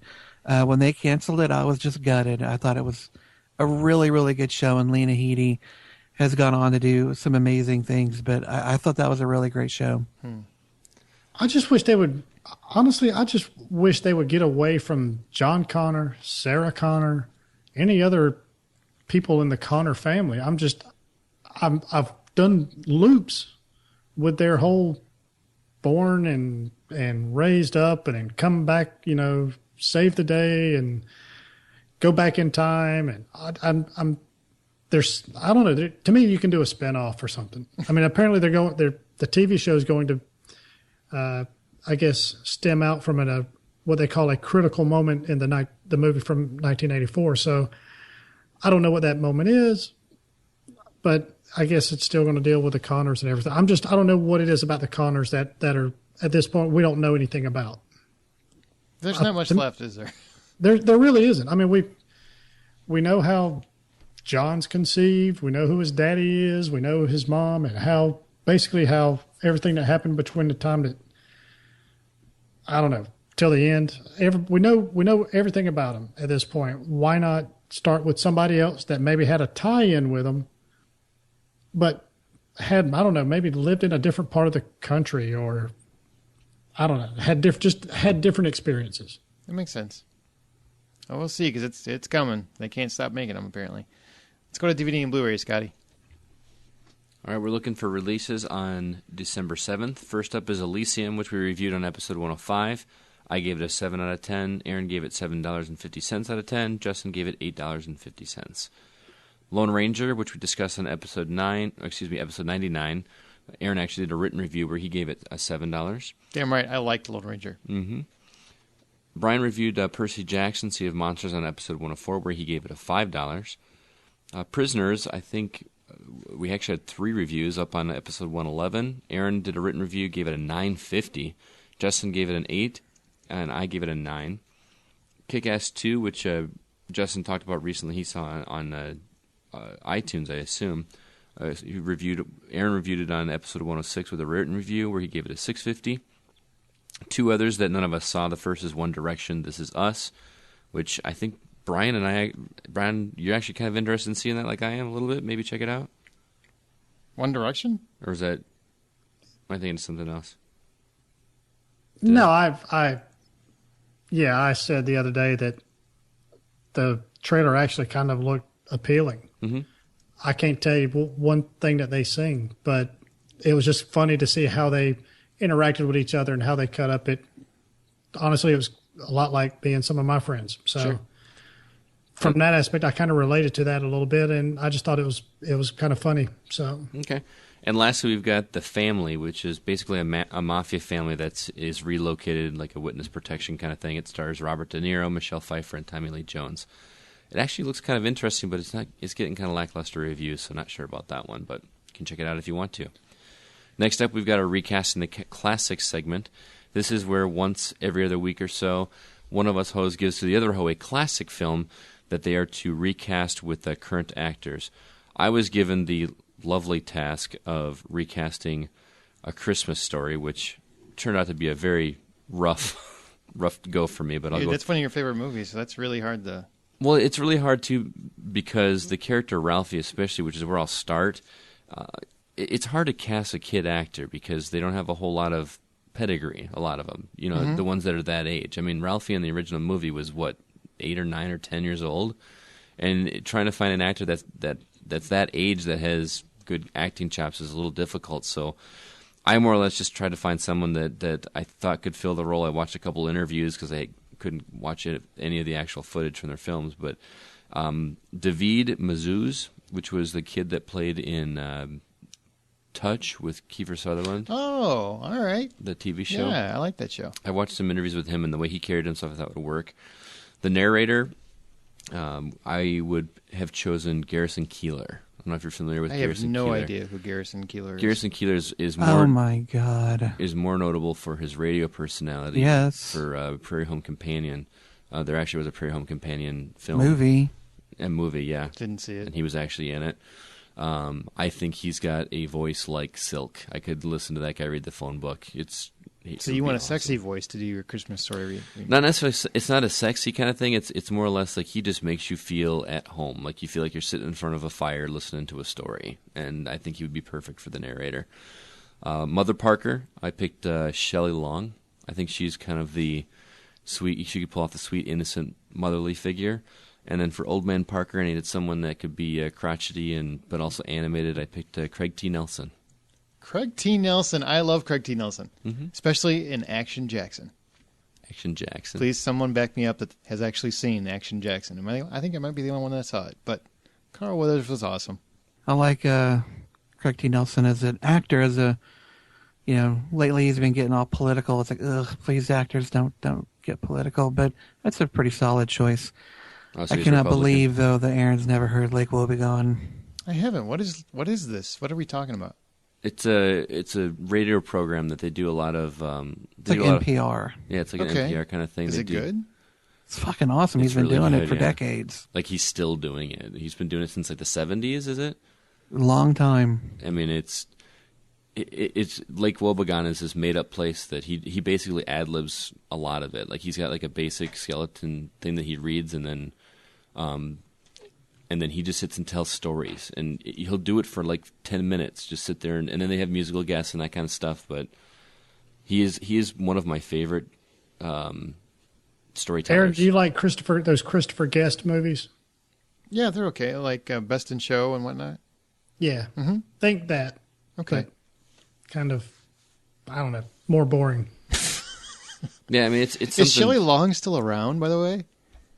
Is she still I don't even know if she's still acting. It's a good choice. I like Shelley. I actually that's a good- think she's underrated as a comedic actress. She's kind of been written off, but she was always very talented. But I haven't seen her in anything in a long time. That's true. I think she's. Beverly Hills killed her. That killed everyone associated with that movie. Well, it's still Christmas here. We're still recording before Christmas, so I'm going to give Brian Scrooged with Bill Murray. Ooh. I like that movie a lot. I think it's Me too. hilarious. So I'm going to have you recast Bill Murray's character of Frank Cross. You're also going to recast Elliot Ludermilk, which was the character played originally by Bobcat Goldthwait. And then you're going to cast the Ghost of Christmas Past and the Ghost of Christmas Present, who were played by David Johansen and Carol Kane, respectively. All right. I really liked Bobcat Goldthwait in the 80s. Yeah. He's funnier than hell now, man. I hear him a lot on an NPR show that I listen to. He's a very funny guy. He's actually a very smart comedian. He really is, and he Doesn't doesn't. he do a lot of wait, don't tell me? Yeah, he's in Wait, Don't Tell Me a lot. Yeah. And he is hilarious. I mean, he comes across like he's the dumb one of the bunch, but he is really funny. He is really funny. He had one of my favorite jokes of all time, which is somebody asked him why he did Police Academy 4. He said because there are so many unanswered questions from 2 and 3. My best response ever. Now let's go to From the Outside In, where we talk about a topic on ours or listeners' minds. This week we're going to talk about what makes us laugh. Everybody likes to laugh. We all laugh at different stuff. We've talked about it a few times already. So what makes us laugh? When you guys watch a movie, whether not even if it's a comedy, just any movie, what makes you laugh? I like uncomfortable humor. You know, like what you get on the Office or Parks and Rec. I know my brother hates that kind of humor. If it makes you uncomfortable, he just doesn't want to watch it. But I like that kind of comedy, and the stuff that just comes out of nowhere, I enjoy quite a bit. I'm not as big a fan of. I think that's a topic we'll get to later, but just smart comedy. I don't need to be talked down to or have things dumbed down. Just make it intelligent, and I'll be there with you. What do you mean Or by- if you're gonna fuck a pie, What? Somewhere in that window? Somewhere in in that window between fucking pies that little and range. smart. What do you mean by uncomfortable? Because I get the shows you're talking about, but I'm trying to kind of place what you mean by uncomfortable. Well, when say something is brought up about another person's private life or something that they did wrong, and it's kind of made an example of in front of others, those sorts of things. All right. Where the characters have to squirm. If they're squirming, then I'm squirming, and that makes it fun. Yeah, it's kind of like Larry David comedy. Yeah, some of At that. least that's a form of the uncomfortable that I like anyway. That I like, kind of like you. I like the uncomfortable stuff, but when I think uncomfortable, the first thing I think of is pretty much Larry David and the awkward and awkward situation stuff like that. To where there's long pauses and people wondering, how did you mean this? That kind of stuff. So For me, I love humor that is just completely random. Not necessarily off the wall and out there, but just where you get something that is you're not expecting whatsoever. It just comes out of nowhere. The stuff that catches you off guard and just makes you laugh is my absolute favorite. But I also like it when they incorporate some kind of pop culture or current event kind of stuff into there too. Mm-hmm. Not in a Family Guy kind of way. I think that's formula's running a little stale. But when you do that in a movie, and number one, it kind of, if you see an older one in the movie and they do that, you're kind of remember of what was going on at that time kind of thing. But if it's culturally relevant, if you remember it though, right? But if you're watching one of those films, I mean, you have no connection to that pop culture item, then the film, the moment falls a little flat. Well, yeah. So I quite often find if humor is based too much on what's currently popular, then I think you've created a ticking time bomb for the life of your comedy. Well, yeah, but I mean, some comedies aren't made for longevity; they're made for the here and now, and they're not. Sure enough. Yeah, there's some. I'm not one that likes time-sensitive comedy for that same reason, just because of what you said.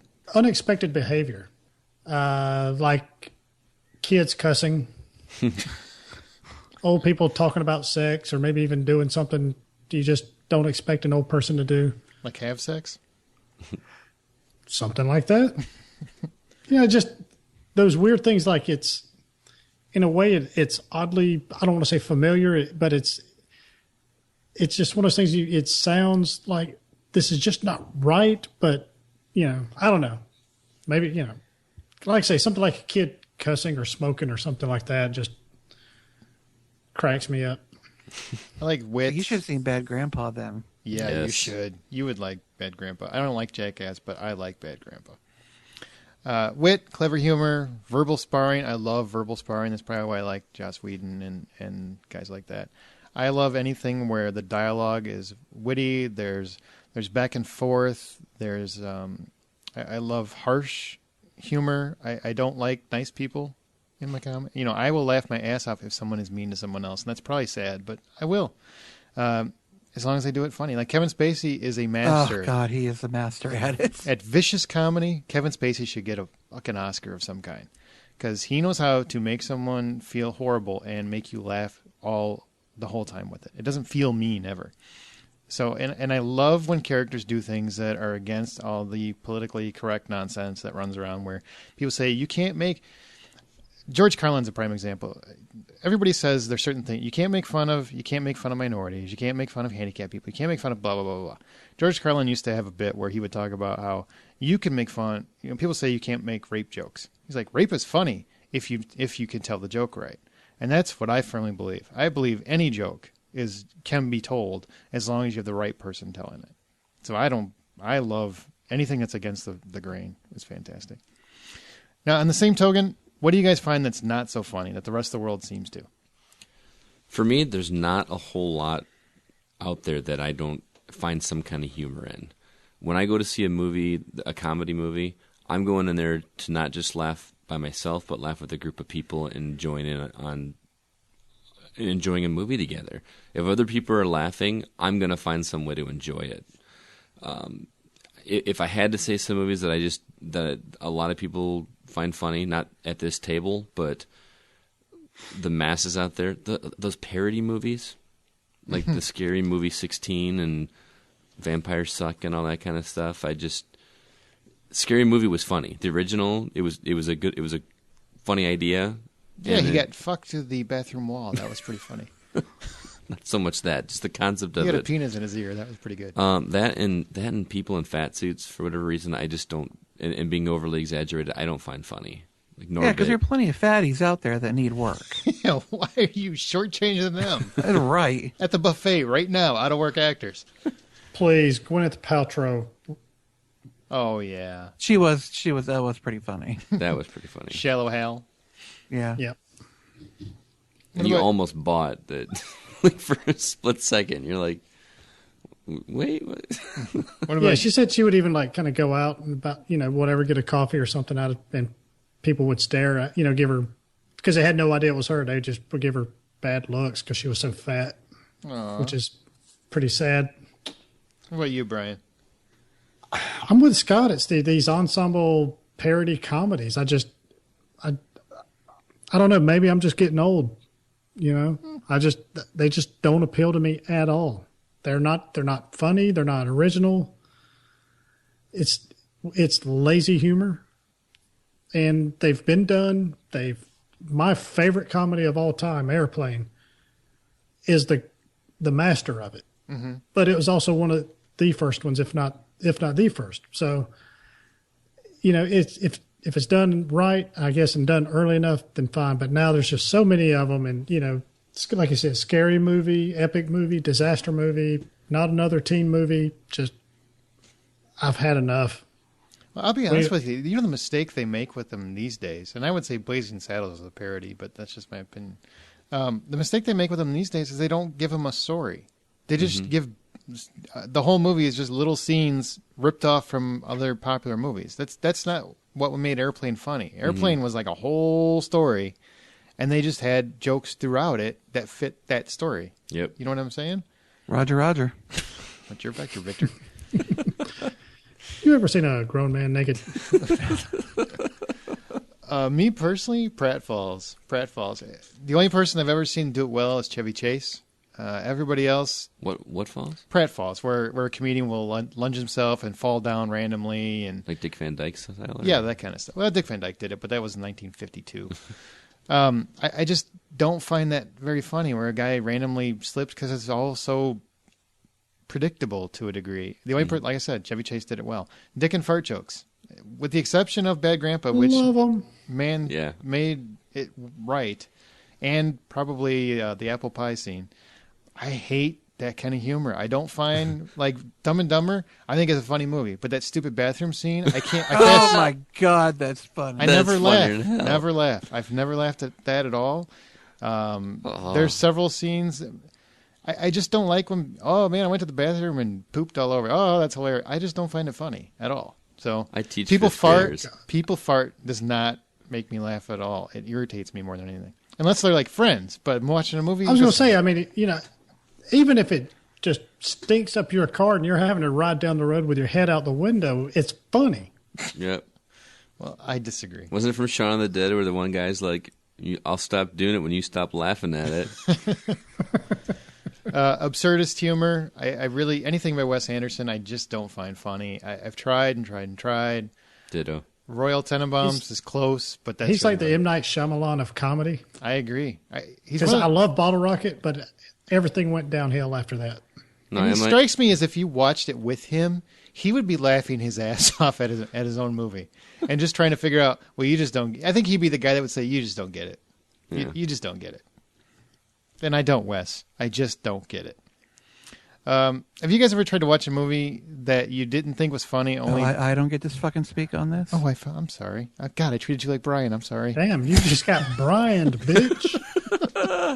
I know how it feels. It's kind of cold. Just moving on without Big J. Go ahead, Justin. I apologize.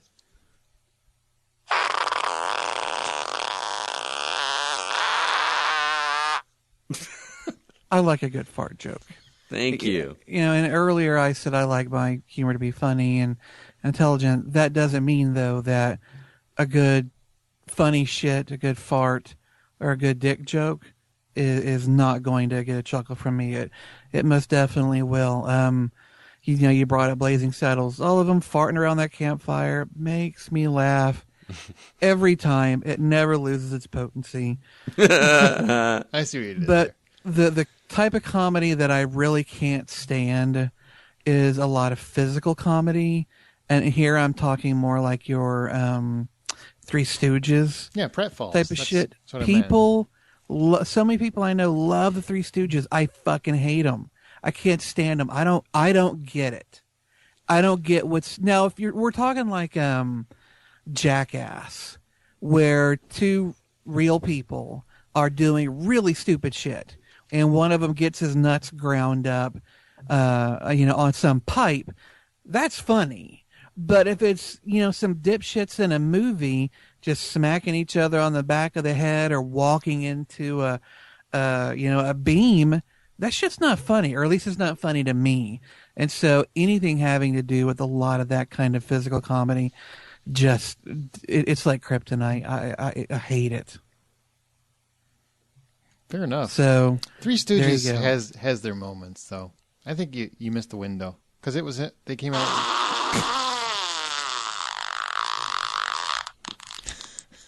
Duly noted. I will continue. I will move on. Thank you. Have you guys ever watched a movie that you didn't think was funny, only to appreciate it much, much later?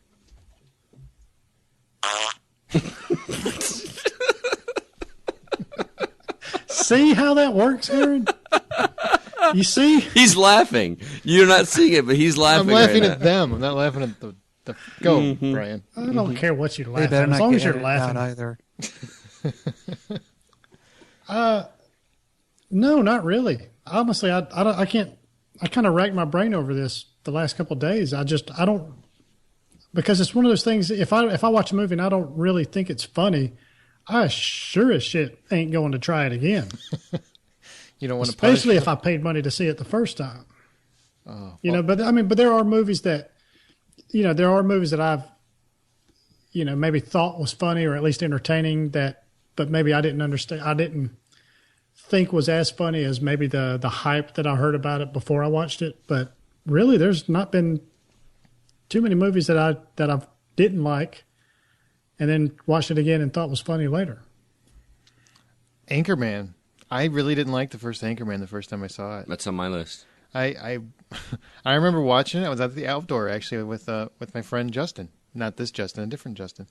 And The lesser Justin. The lesser Justin. And we watched it, and as soon as it was over, I'm like, what the fuck was that? I mean, literally, I had no idea what this movie was supposed to be. It just seemed retarded. And then I watched it again like a couple months later, whatever. And I'm like, all right, some of the jokes. And it gets funnier every time I watch it. Like, it started to get to the point where I really want some Sex Panther, and I want to ride a furry tractor. I mean, all this little stuff, all these little things just started adding up. And I'm like, all right. Play jazz flute?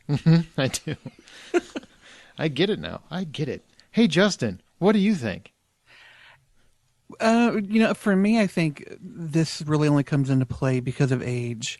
The first time that I saw Blazing Saddles, I didn't quite get what a lot of the jokes were about. When I first saw, oh my God, I cannot believe I just forgot the title. Saving Arizona.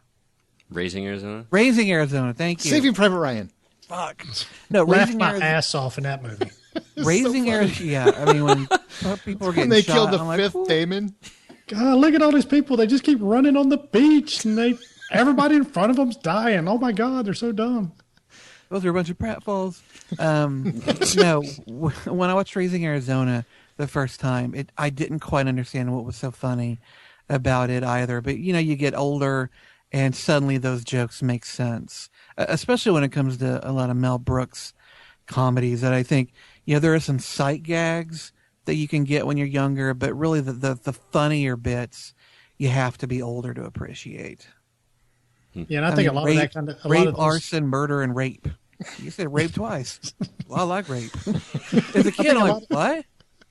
I think a lot of those jokes, though, is like you say when you're kids and stuff. You're probably laughing at them, but it's just because your dad or whoever it is you're watching it with is laughing. You're just laughing because okay, they're laughing, so it's funny. For me, the ultimate one that I did not get the first time I watched it was Napoleon Dynamite. and I'm surprised that none of you said. I was last, and I figured there's no way it's not going to come up. I watched that movie, and I was like, what am I watching? I absolutely hated it the first time I watched it, and then 2 days later, I'm quoting the damn movie with friends, and just like we're going back and forth. Gosh, that's my favorite animal ever. So it's pretty much it's a liger. It's a combination of a lion and a tiger. It's just the most quotable, stupid movie, and I've watched that movie at least 3 or 4 times, and it just got funnier and funnier to me every time. Have you I watched really? it. Yeah. Wow. And I don't know why, because it's the stupidest movie. The Anchorman was on my list as well, but I also had Monty Python and the Holy Grail. I watched that one later on. Obviously, much after I it could came see out. that one. That's a hard one to get the first time you watch. Yeah. At the beginning, when it's like they did the credits first, and I'm like, what am I watching? But after you got through that and you start seeing the movie is so funny. One of the most quotable movies ever. And let me tell you, that's what Wes Anderson's trying to be. I actually like Wes Anderson. I loved Rushmore. I thought the role of Tannenbaums was really funny. I liked It was only Rushmore. when he got to The Life Aquatic that he started falling off for me. But everything before that, I really enjoy. Oh, fair enough. There's a lot of people that get him. I'm just not one of them. You just don't get it. I just don't get it, Justin. I don't. I wish get you it. did, but So does he. if wishes were fishes, we'd all cast nets. Is there anything at all you guys consider off the table in terms of having a comedy made on a specific subject or topic or anything? No, not really. I mean, if we were just talking about just jokes, then there's a matter of timing on certain things. But no, if you're making a comedy film, no. I think it was Scott who said that, even if it's a joke about, no, maybe it was you, Aaron, but a rape. Yeah, that's me. That's not funny. But you can make a comedic moment about that. As long as it's done skillfully and there's no malice involved, then I think you can make a joke about children suicide bombers. And it would be funny. If they're a cute kid and their head maybe goes flying off like a football, yeah, that could be funny. I'm laughing. I want to see it right now. Yeah, no, I don't think there's anything that's out of bounds. Comedy is one of those rare things that, for me, gets a free pass. For me, I'm the same way. Not really. It takes a lot to offend me. I'm not easily offended whatsoever. Wait, what? Uh-huh. You're extremely sensitive. What are you talking about? Sensitive and offended are 2 different things. All right, fair enough. All right, that's what you're saying. If we make the jokes about you, they're not funny. They can be funny, yes. If you were like, okay, you're getting me off the rails here. Don't be so sensitive. It's not about being sensitive. It's about content that I find. It's about being offended. Exactly. So you don't get offended easily, is your point. Correct. Okay. Brian, what about you? No, it's, I used to get a little a little queasy, a little squirmy whenever, religion was made fun of, because it never seems to be one of those things to where it's done in humor. It's done as more of an attack. Yeah, I see what you're saying.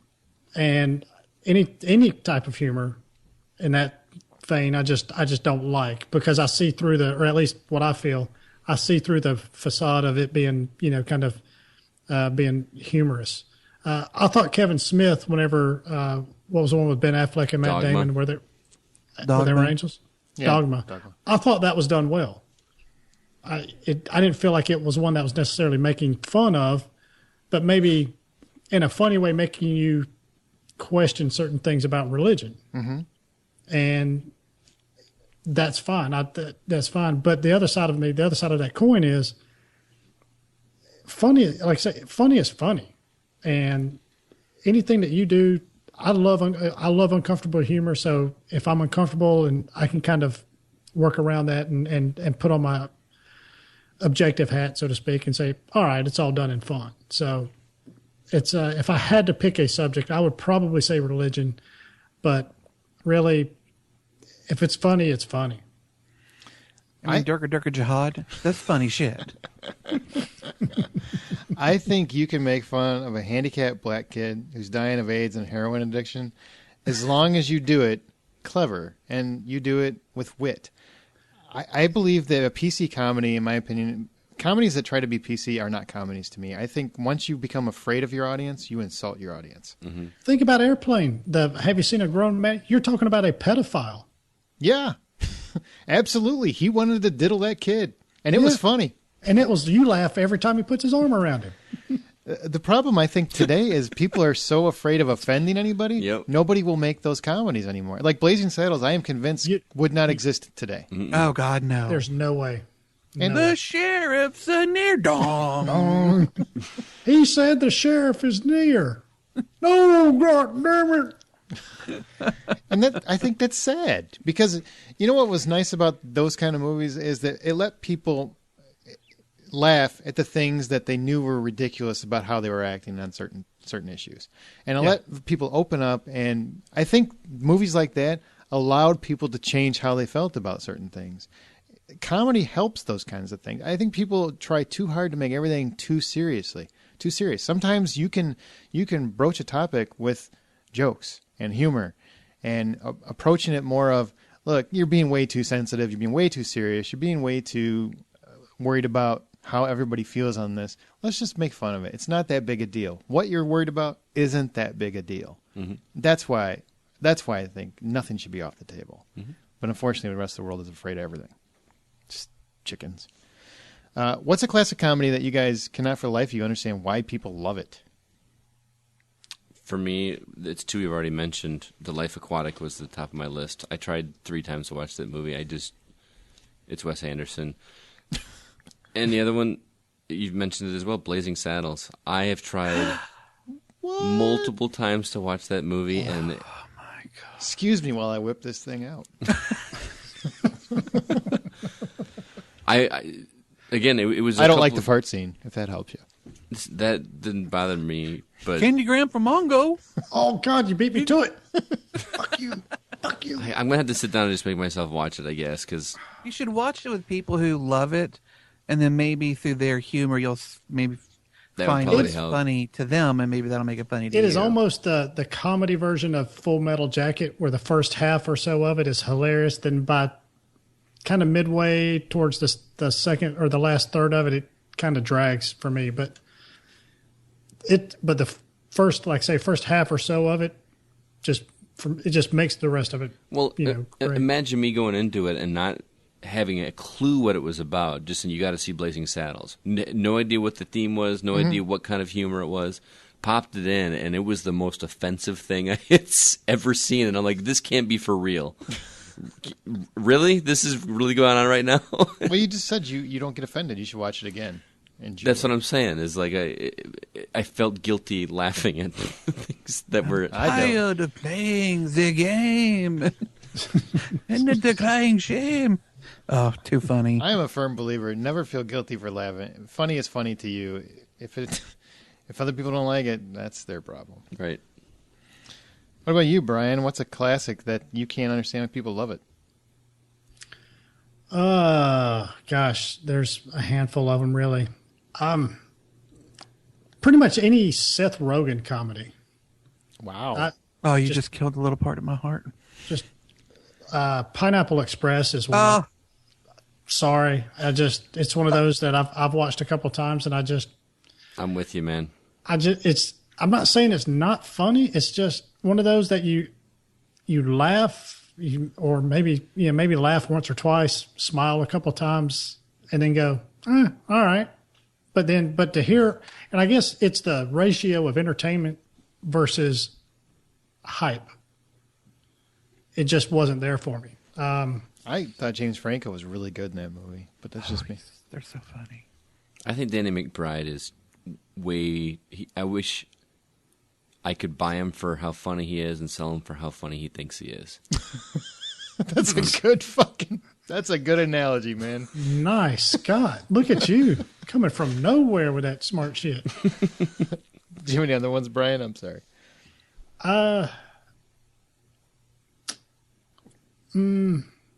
Yeah, I mean, 40-Year-Old Virgin is another one it's just the overrated versus the actual funniness of it. I laughed at a lot of it, but it's one of those things where all I heard was, oh my God, this is so funny. This is so funny. This is so funny. And I heard, and I didn't see it till it came out on Blu-ray. So that being, that's part of it. So for months I heard just how funny this movie is. And oh my God, I can't wait till this comes out. And this is so funny. Oh my God. And so I watched it and it was funny, but it just wasn't that funny. You know how I know you're gay? You like Coldplay. You got a rainbow sticker on my bumper sticker that says I like when balls are in my face. That whole 5 minutes is the funniest part of that whole movie. Did you actually go in and get an Asia poster framed? Did they laugh at you? Christmas Story is my easy answer. I just don't find it funny at all. Billy Madison. I just don't get why people love that movie. I love Adam Sandler, and I don't like that movie. So, whatever. But the one that people love, and they tell me all the time how much they love it, and I just don't get it, is Superbad. Yeah. I just don't laugh. I think the performances... Oh, you can Justin say all you want. The performances are really sweet, but it's just not genius. Everybody acts like it's genius. I've seen this movie like 50 times, and American Pie did it better. So, just, didn't do it for me. Justin? I'd never call it genius, but I do think it's funny. And I watched Pineapple Express this past weekend, and there may have been some supplements involved that might have enhanced the experience a little bit, but it was fucking funny. Seth Rogen's one of those guys that he's really hit or miss for me, but he hits luckily more often than he misses. But for me, anything Sandler has done past Happy Gilmore has sucked ass. I don't understand why people go and see Grown Ups and Grown Ups 2 and what the fuck was the one where he was a twin? Oh, Jack and Jill. Ugh. Ugh. Anything with him in it now or anything with Kevin James, you can just shit on it, and that's all you really need to do. And like I said earlier, anything Three Stooges related, especially that mega abortion that was the Three Stooges movie. Shit, I watched like 10 minutes of that, and I said I would rather be jerking off with a cheese grater than watching this thing anymore. Oh! Turned it off. That's how much it sucks. All right. Oh! Now what? Oh, Girl Scouts. I took 2 boxes. No, what's the... Name your top 3 favorite film comedy moments. Not necessarily films, but, we'll do that another day. But just the favorite moments on film that made you laugh. Brian, you go first. Okay, in no particular order, I got to go with Boondock Saints, the cat. Oh, yeah. I'm glad I can laugh with y'all about that now. Oh, yeah. Cat. How did you react to that, Justin, when you saw that? Because you just now saw it for the first time. Well, I mean, when I talked about the movie 2 weeks ago, I said that I really enjoyed that scene. It was quite funny, and it had a little bit of that Marvin scene from Pulp Fiction. Mm-hmm. Just Right. out of nowhere, something gets blasted. Oh, Jules, you shot Marvin in the face. What do you think, Blam? It's just always funny. Sorry, Brian, continue. We didn't mean to cut you off. No, that was actually on the short list also. So I'm glad y'all brought that one up. Another one is Dumb and Dumber. And of all scenes, really, it's one of those. For me, it's one of those movies where I could just throw a dart at any part of the film and hit it. And of course, the toilet scene is absolutely hilarious. It is not. Yes, That's the longest shit ever. But it was when they walked.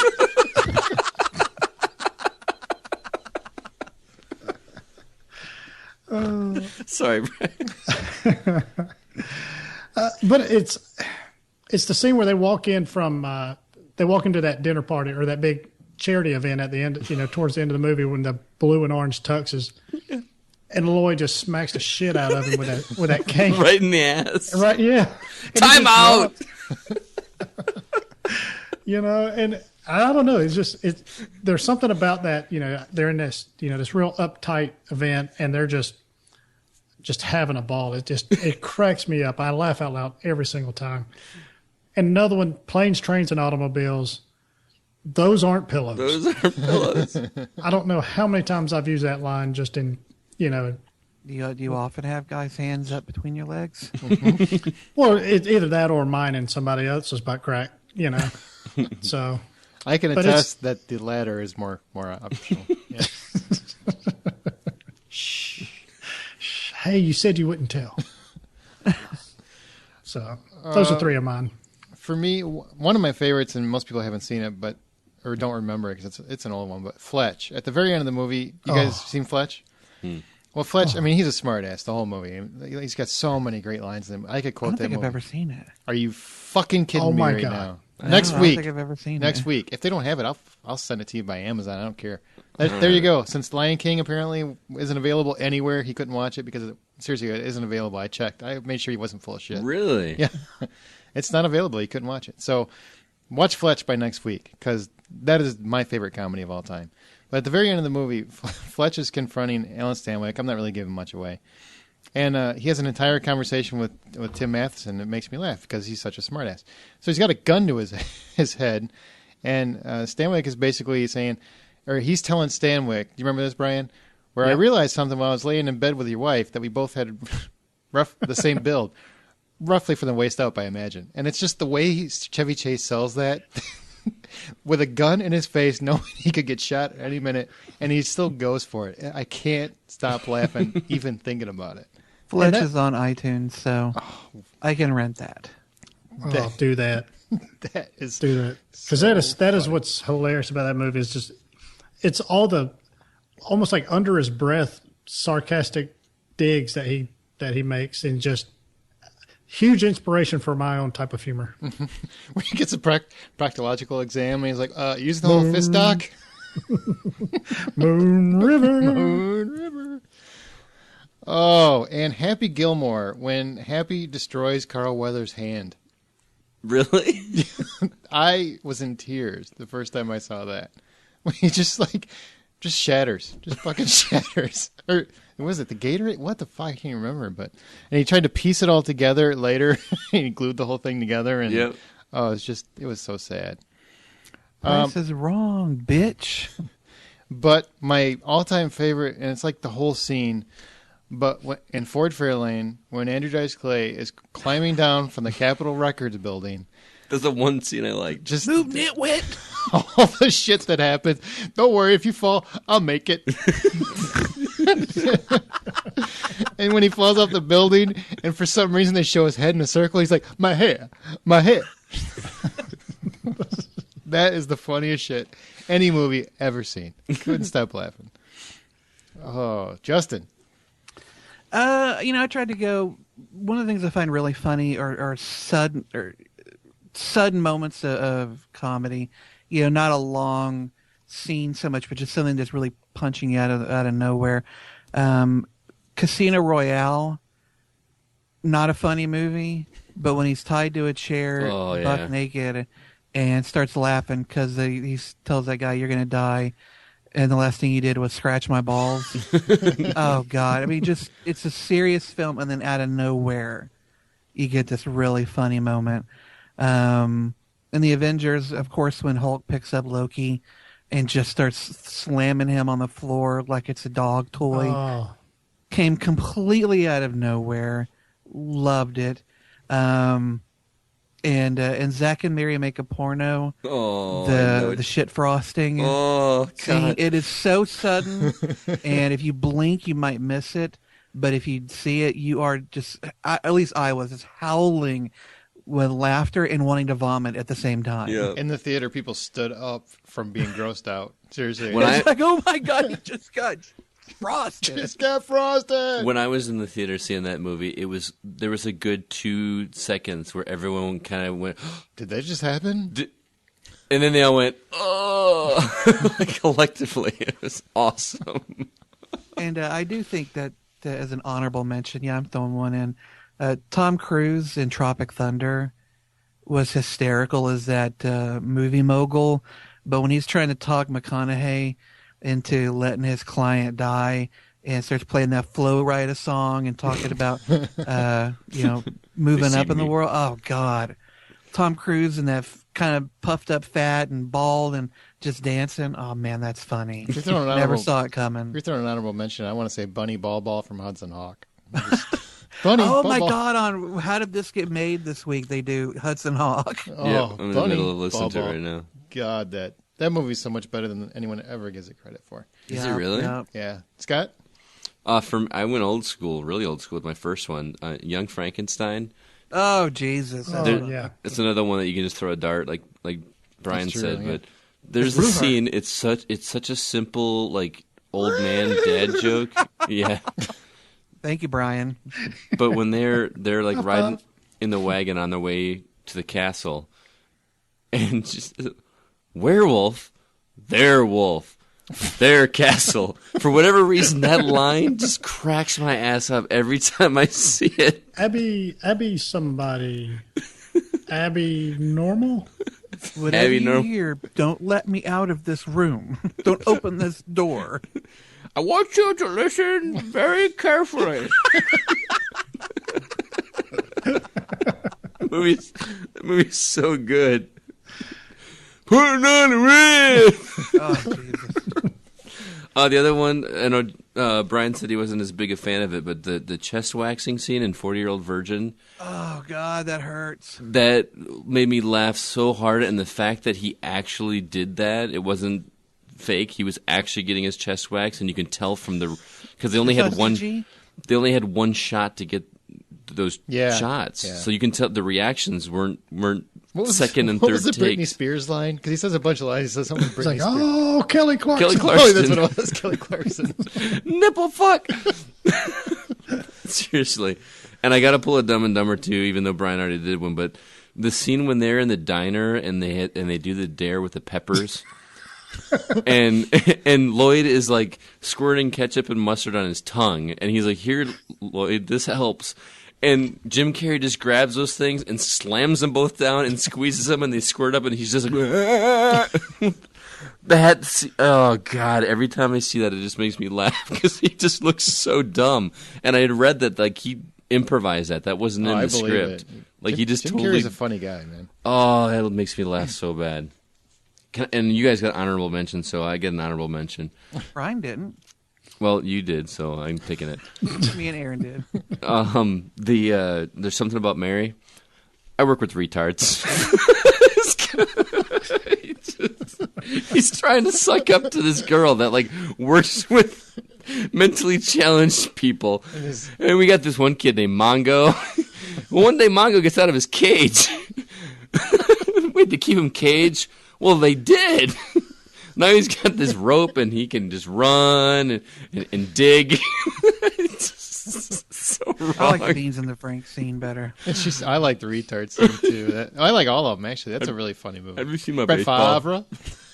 Have you seen my Is baseball? it the Franks with the Beans or the Beans with the Franks? How'd you get the? You remember that shot? Because that was Beans with the Franks. when they had that freaking shot in the theater, and you're like, "Whoa!" We're just gonna back the train up. All right, well, here's some listeners' choices. These are some pretty. Josh Saima. Well, would it be in the holidays? It's only appropriate that the scene in Christmas Vacation where Chevy Chase loses his shit about the Jelly of the Month Club membership gets mentioned. As far as moments as a whole, I've always loved really sharply written dialogue as opposed to physical or gross-out gags. D.A. Cheney, when the chemistry is good between the actors to get easy laughs, you can easily tell a cast is pretending to have fun at least. Bridesmaids, she mentions... shit! For undercarriage. That whole Talk shit about good scene. shit humor. That is one of the rare bathroom scenes I laughed my ass off at. It's coming out of me like lava. It's like lava. Also, unexpected funny moments like the Hulk and the Avengers. Mm-hmm. David McGrath, Marvin gets shot in the head. Steve Martin's I can't fuck a gorilla moment from Man with Two Brains. Oh God, that's funny. Most people have never seen that movie, but that was so funny. And dueling with the Black Knight in Holy Grail. Yeah, good call. Just a flesh wound. D.A. Cheney also said, come to think of it, really enjoying the humor between Kennex and Dorian in Almost Human, too. I think that's a mix of good chemistry and unexpected humor with the quick jokes. Ed Lorne. This is a good one. Harlem Nights. I remember this because the movie's not funny, but this scene was funny. Was when Eddie Murphy says, "I killed her," and Richard Pryor said, "Tore the pussy up, huh?" I throw that pussy up in the air and it turns into sunshine. Oh, he shot me in the toe. He shot me in the toe. Michael Brudenell, Bill Murray, and Meatballs. It just doesn't matter. Groundhog Day, Ned. Ned? The first Men in Black, best of the best of the best, sir, with honors. That's pretty funny. Angela Lee, any and every scene from Spaceballs. I love Spaceballs. Mel Brooks. Mel Brooks. Old Mel Brooks. Yeah. My favorite is actually when Bill Pullman, a.k.a. Lone Star, falls over in the desert after carrying Princess Vespa. Here's everyone's favorite. You comb the desert? We ain't found shit. We ain't found shit. It's going from suck to blow. It's been Jacob Ba. Raspberry. The pearl necklace joke from Half Baked always kills me. My roommate said the scene from Superbad when the chick gets period blood on Jonah Hill. That was funny. I'll give you that. That was fucking funny. Girlfriend said the Pineapple Express scene when James Franco puts his foot through the windshield. Yes. And Jennifer Walling, Bill Murray playing with the clay gophers in Caddyshack. The gopher itself, the zit scene in Animal House. And when the stick dead, when they stick dead Aunt Edna on the roof in the first Vacation. Oh God, yeah, and that wrapped up in that trash bag. Right, all the way back with her on the frickin' roof. When the cop pulls them over because of that leash and the collar. Oh. You probably ran for a good mile. Try to keep up. There's probably a ton that I didn't even think of, too. Oh, there are so many. Guys, write them in. There's- We'd love to read them off what your favorites are. Now look here. If I look like a cat. And I know Limpy Bimpy. it's been a long episode, so we will wrap it up. Stay through the credits. You're not going to hear outtakes this week. You're going to hear me, Brian, and Justin talk about the Sons of Anarchy season finale. Go to thehollywoodoutsider.com or tweet us on H_outsider, facebook.com/thehollywoodoutsider. Email us at feedback@thehollywoodoutsider.com. Listen and subscribe for free on iTunes, your Stitcher Radio app, or through our RSS feed. Thanks to Justin, Brian, and Scott. That's going to do it for this episode of The Hollywood Outsider. Are you still going? No, I got it. Thanks. All right. Thanks, guys. Remember, the next time you go to a theater, buy popcorn. All right, guys, and this is your last warning. If you have not seen Sons of Anarchy, or at least the finale, you do not want to listen any further, okay? So turn it off Run away! now. Right Run now. away! Your Run last away! shot. That's your warning. You're done. Stick a fork in Tara. She is dead. Oh man. What did you guys think of the end, especially the end? Oh man, I've grown tired of Tara's character. So I'm glad to see her leave. I was satisfied with Jack's letting her, just look, get the kids out of here. Be a good mother, hit the road. Appreciate you coming along for the ride. And then to have her stabbed in the back of the head with a, I don't know, Fucking whatever meat kind of a skewer. steak. Yeah. Yeah. Like a steak fork or something. I don't know what the hell that was. That was definitely a no shit moment.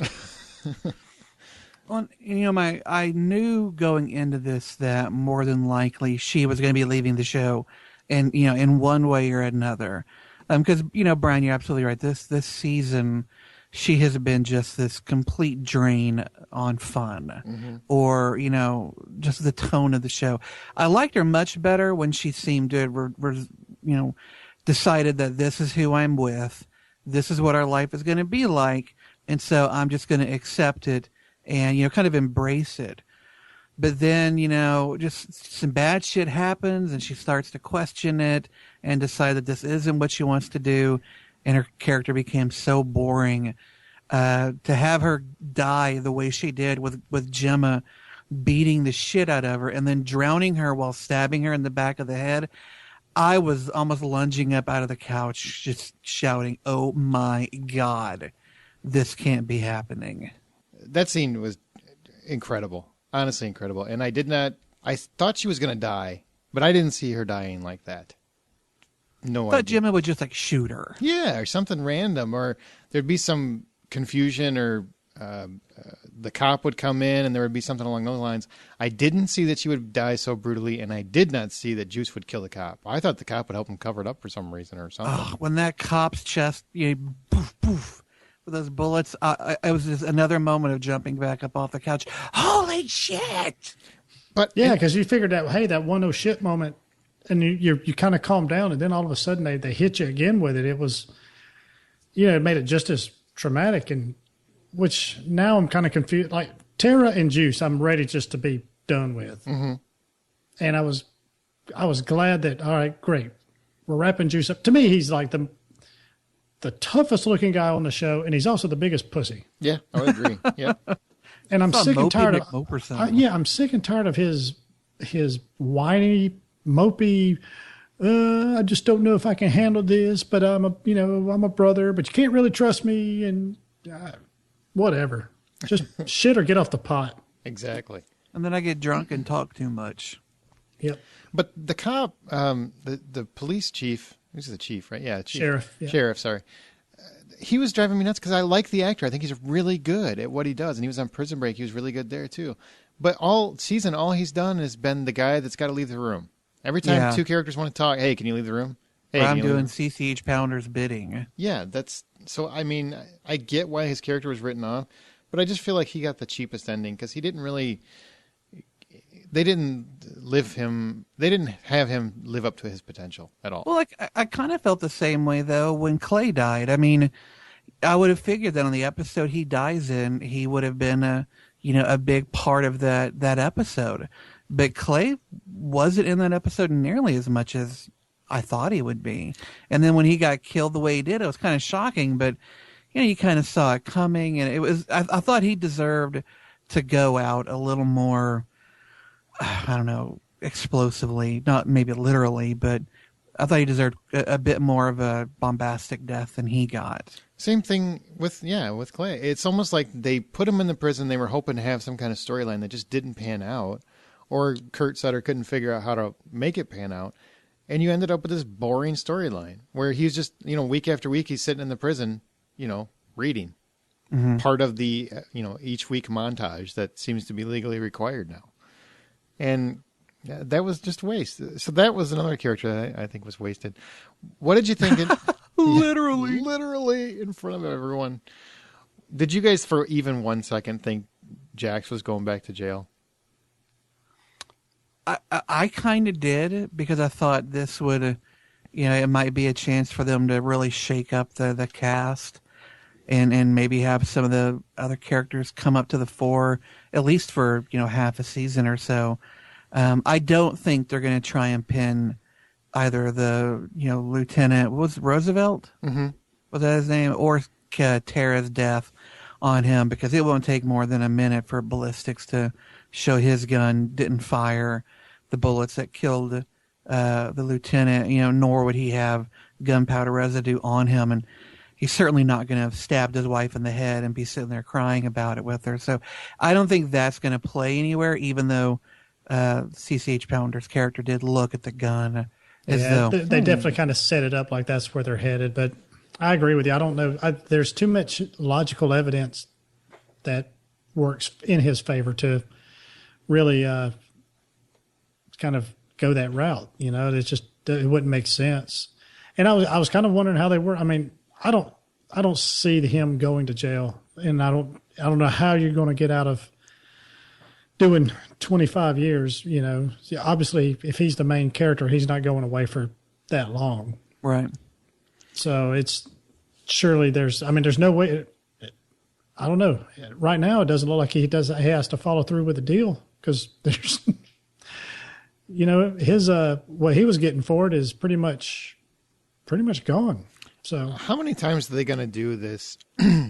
Characters wanted for murder to end the season kind of crap. Gemma, she alleged the one Fed set her up a few years back. Yep. Clay got set up last year. Tara mm-hmm. got set up, and now Jax. They're implicating Jax got set up. That to me is Kurt Sutter's downfall. He doesn't seem, as much as I like the show and I like the characters, I don't think he has a whole lot of original ideas. Am I wrong, or am I just, going to get shot by all the fans? I don't know. right now? He's surprised me multiple times during the season. I never saw the Irish storyline being resolved the way that it was. I didn't see when they turned on the Chinese, and then when on this finale, when the African American characters got blown away. I never saw any of that shit coming, so he can still surprise me. It's maybe just his finales that need some retooling. Explain to me, is Jimmy Smits' character, is he now okay with Jax? And No. he's just still smoldering about it. Yeah, I think he's realigned with the Mayans, is what it seemed like to me. Well, it seemed to me, though, that he was wanting to run, that he wasn't as cool. Yeah, because he was talking about, he was talking with Jim about, look, I've got to leave. And basically, let's leave. Let's go now. Leave. She says, I can't, but all right, well, I've got to. And then you see him, and that's where I was a little confused with what's going on with him. I love his character. Mm-hmm. And Like love some of that. his hoes, too. Yeah, Oh, well, yeah. I really think they're setting him up to be a villain for next season, which I think would be fantastic. Because the one thing I have always had issue with the show and the writers is the villains are always too villainy. They're a little too evil. They're a little too mustache twirling. There's never much in the side of good with a lot of the villains. Whereas now we have a character that we all like, and now if he's going to be the bad guy, that's somebody that could really cause a conflict, because who do I root for in this world of bad people when one of them is already a douchebag? I mean, Jax is kind of a douchebag. And now you've got Nero, the one character we all still like, and now he's going to go against Jax. I think that would be genius if they went that route. Could be. He was pretty angry with Jax. So that could carry over. I don't know. To me, the real question that remains is how is this going to affect Gemma and Jax? I mean, she killed the mother of his children and the woman that he loved. That cannot go, brushed under the rug. Yeah, he doesn't know that though right now. Right? He doesn't, but he's going to find out. He will. Oh yeah, I mean he's going to find out. My hope is that he eventually kills her. I'm sick of she's another one that's probably number 3 on my tired of list. Is I'm just tired of the crazy grandmother who just can't let Tara be a mother to her grandchildren. She's got to.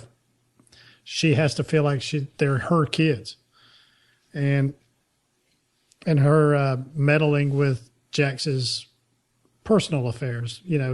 So I'm just kind of tired of that, and the fact that she's stabbed her in the back of the head just makes me hate her that much more. One question for me though, for you guys, who's your favorite character? Chibs. Tig. Yeah, I'm with you, Aaron. Tig.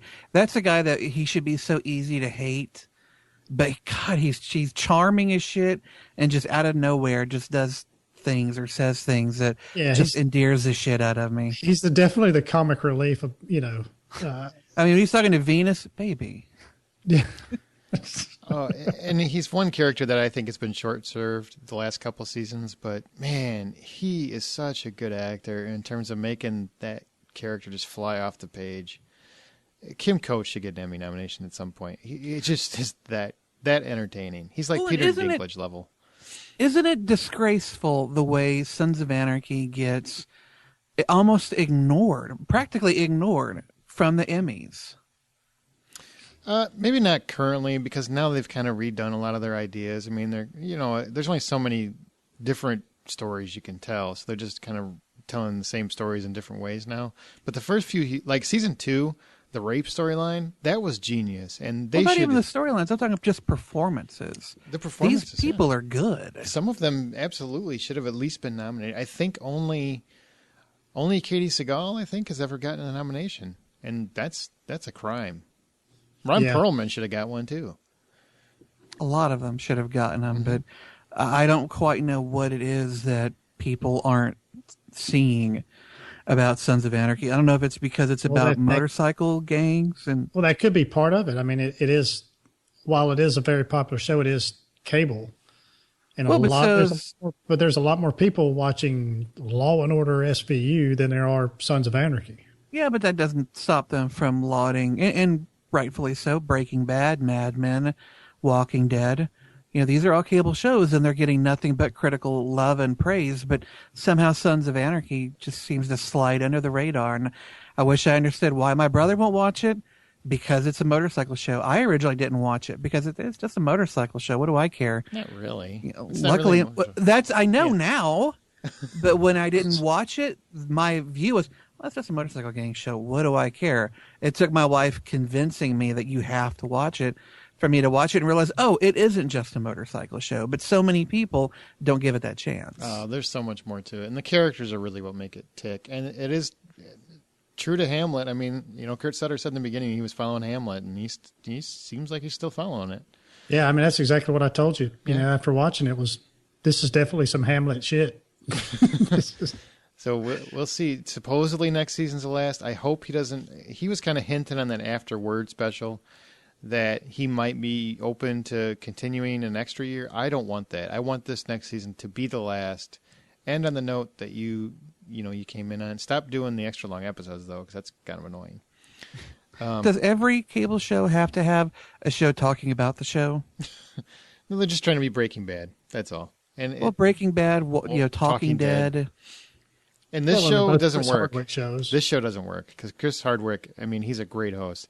Whoever the guy is that does the Afterward show, he's terrible. Sucks. He's so bad. I didn't watch that. I was, an hour and a half, and then every episode, and then 2 hours for the finale was enough for me. I had my fill. Yeah, fair enough. I'm so sick of the 90-minute episodes. I really am. I don't mind it. If it's 90 minutes worth of goodness quality stuff, but I don't need a 5-minute music video montage of everybody reading a book or soaking in a bathtub or shooting heroin. I don't give a fuck. And there was does get a little CW at the end of the episodes, doesn't it? Yeah.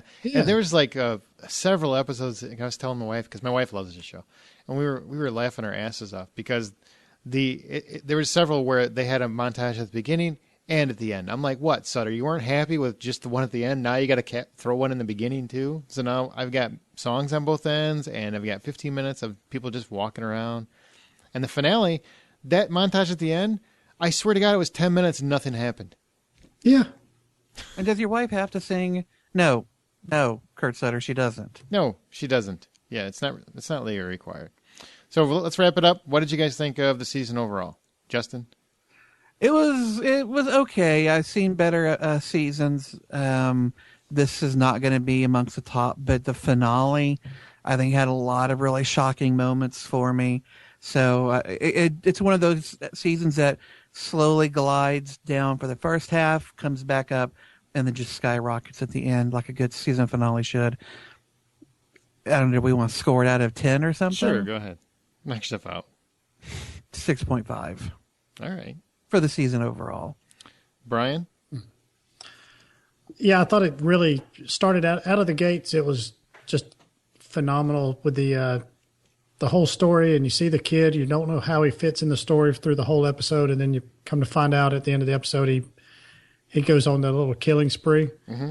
That really set into motion a lot of the events for the rest of the season. I thought that was risky. I thought it was pretty genius, personally. Mm-hmm.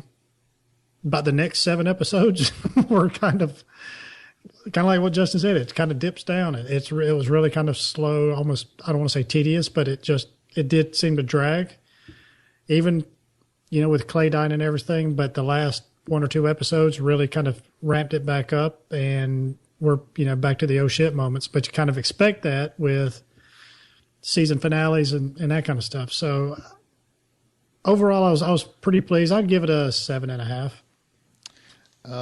I think the extra length that they're giving the episodes is to the show's detriment. I really do. I really think that they would tighten up the writing and make the shows a lot more enjoyable, because the first half of the season dragged the fuck along, with the exception of the premiere. So I sincerely almost stopped watching Sons about halfway through the season. And I love the show since its inception. But halfway through, I kept telling my wife, I'm like, I don't want to watch it anymore. This show is getting ridiculous. It's taking too long to get to the point. It's a 90-minute episode every week, and it's not going anywhere. But the last 3 or 4 episodes have saved the series for me, and I will come back next year. So I give it about a 6.5. And it would be a lot higher if it wasn't for the first 7 or 8 episodes. And that's it, guys. So we'll see you next week. Thanks for listening. Bye, Popcorn.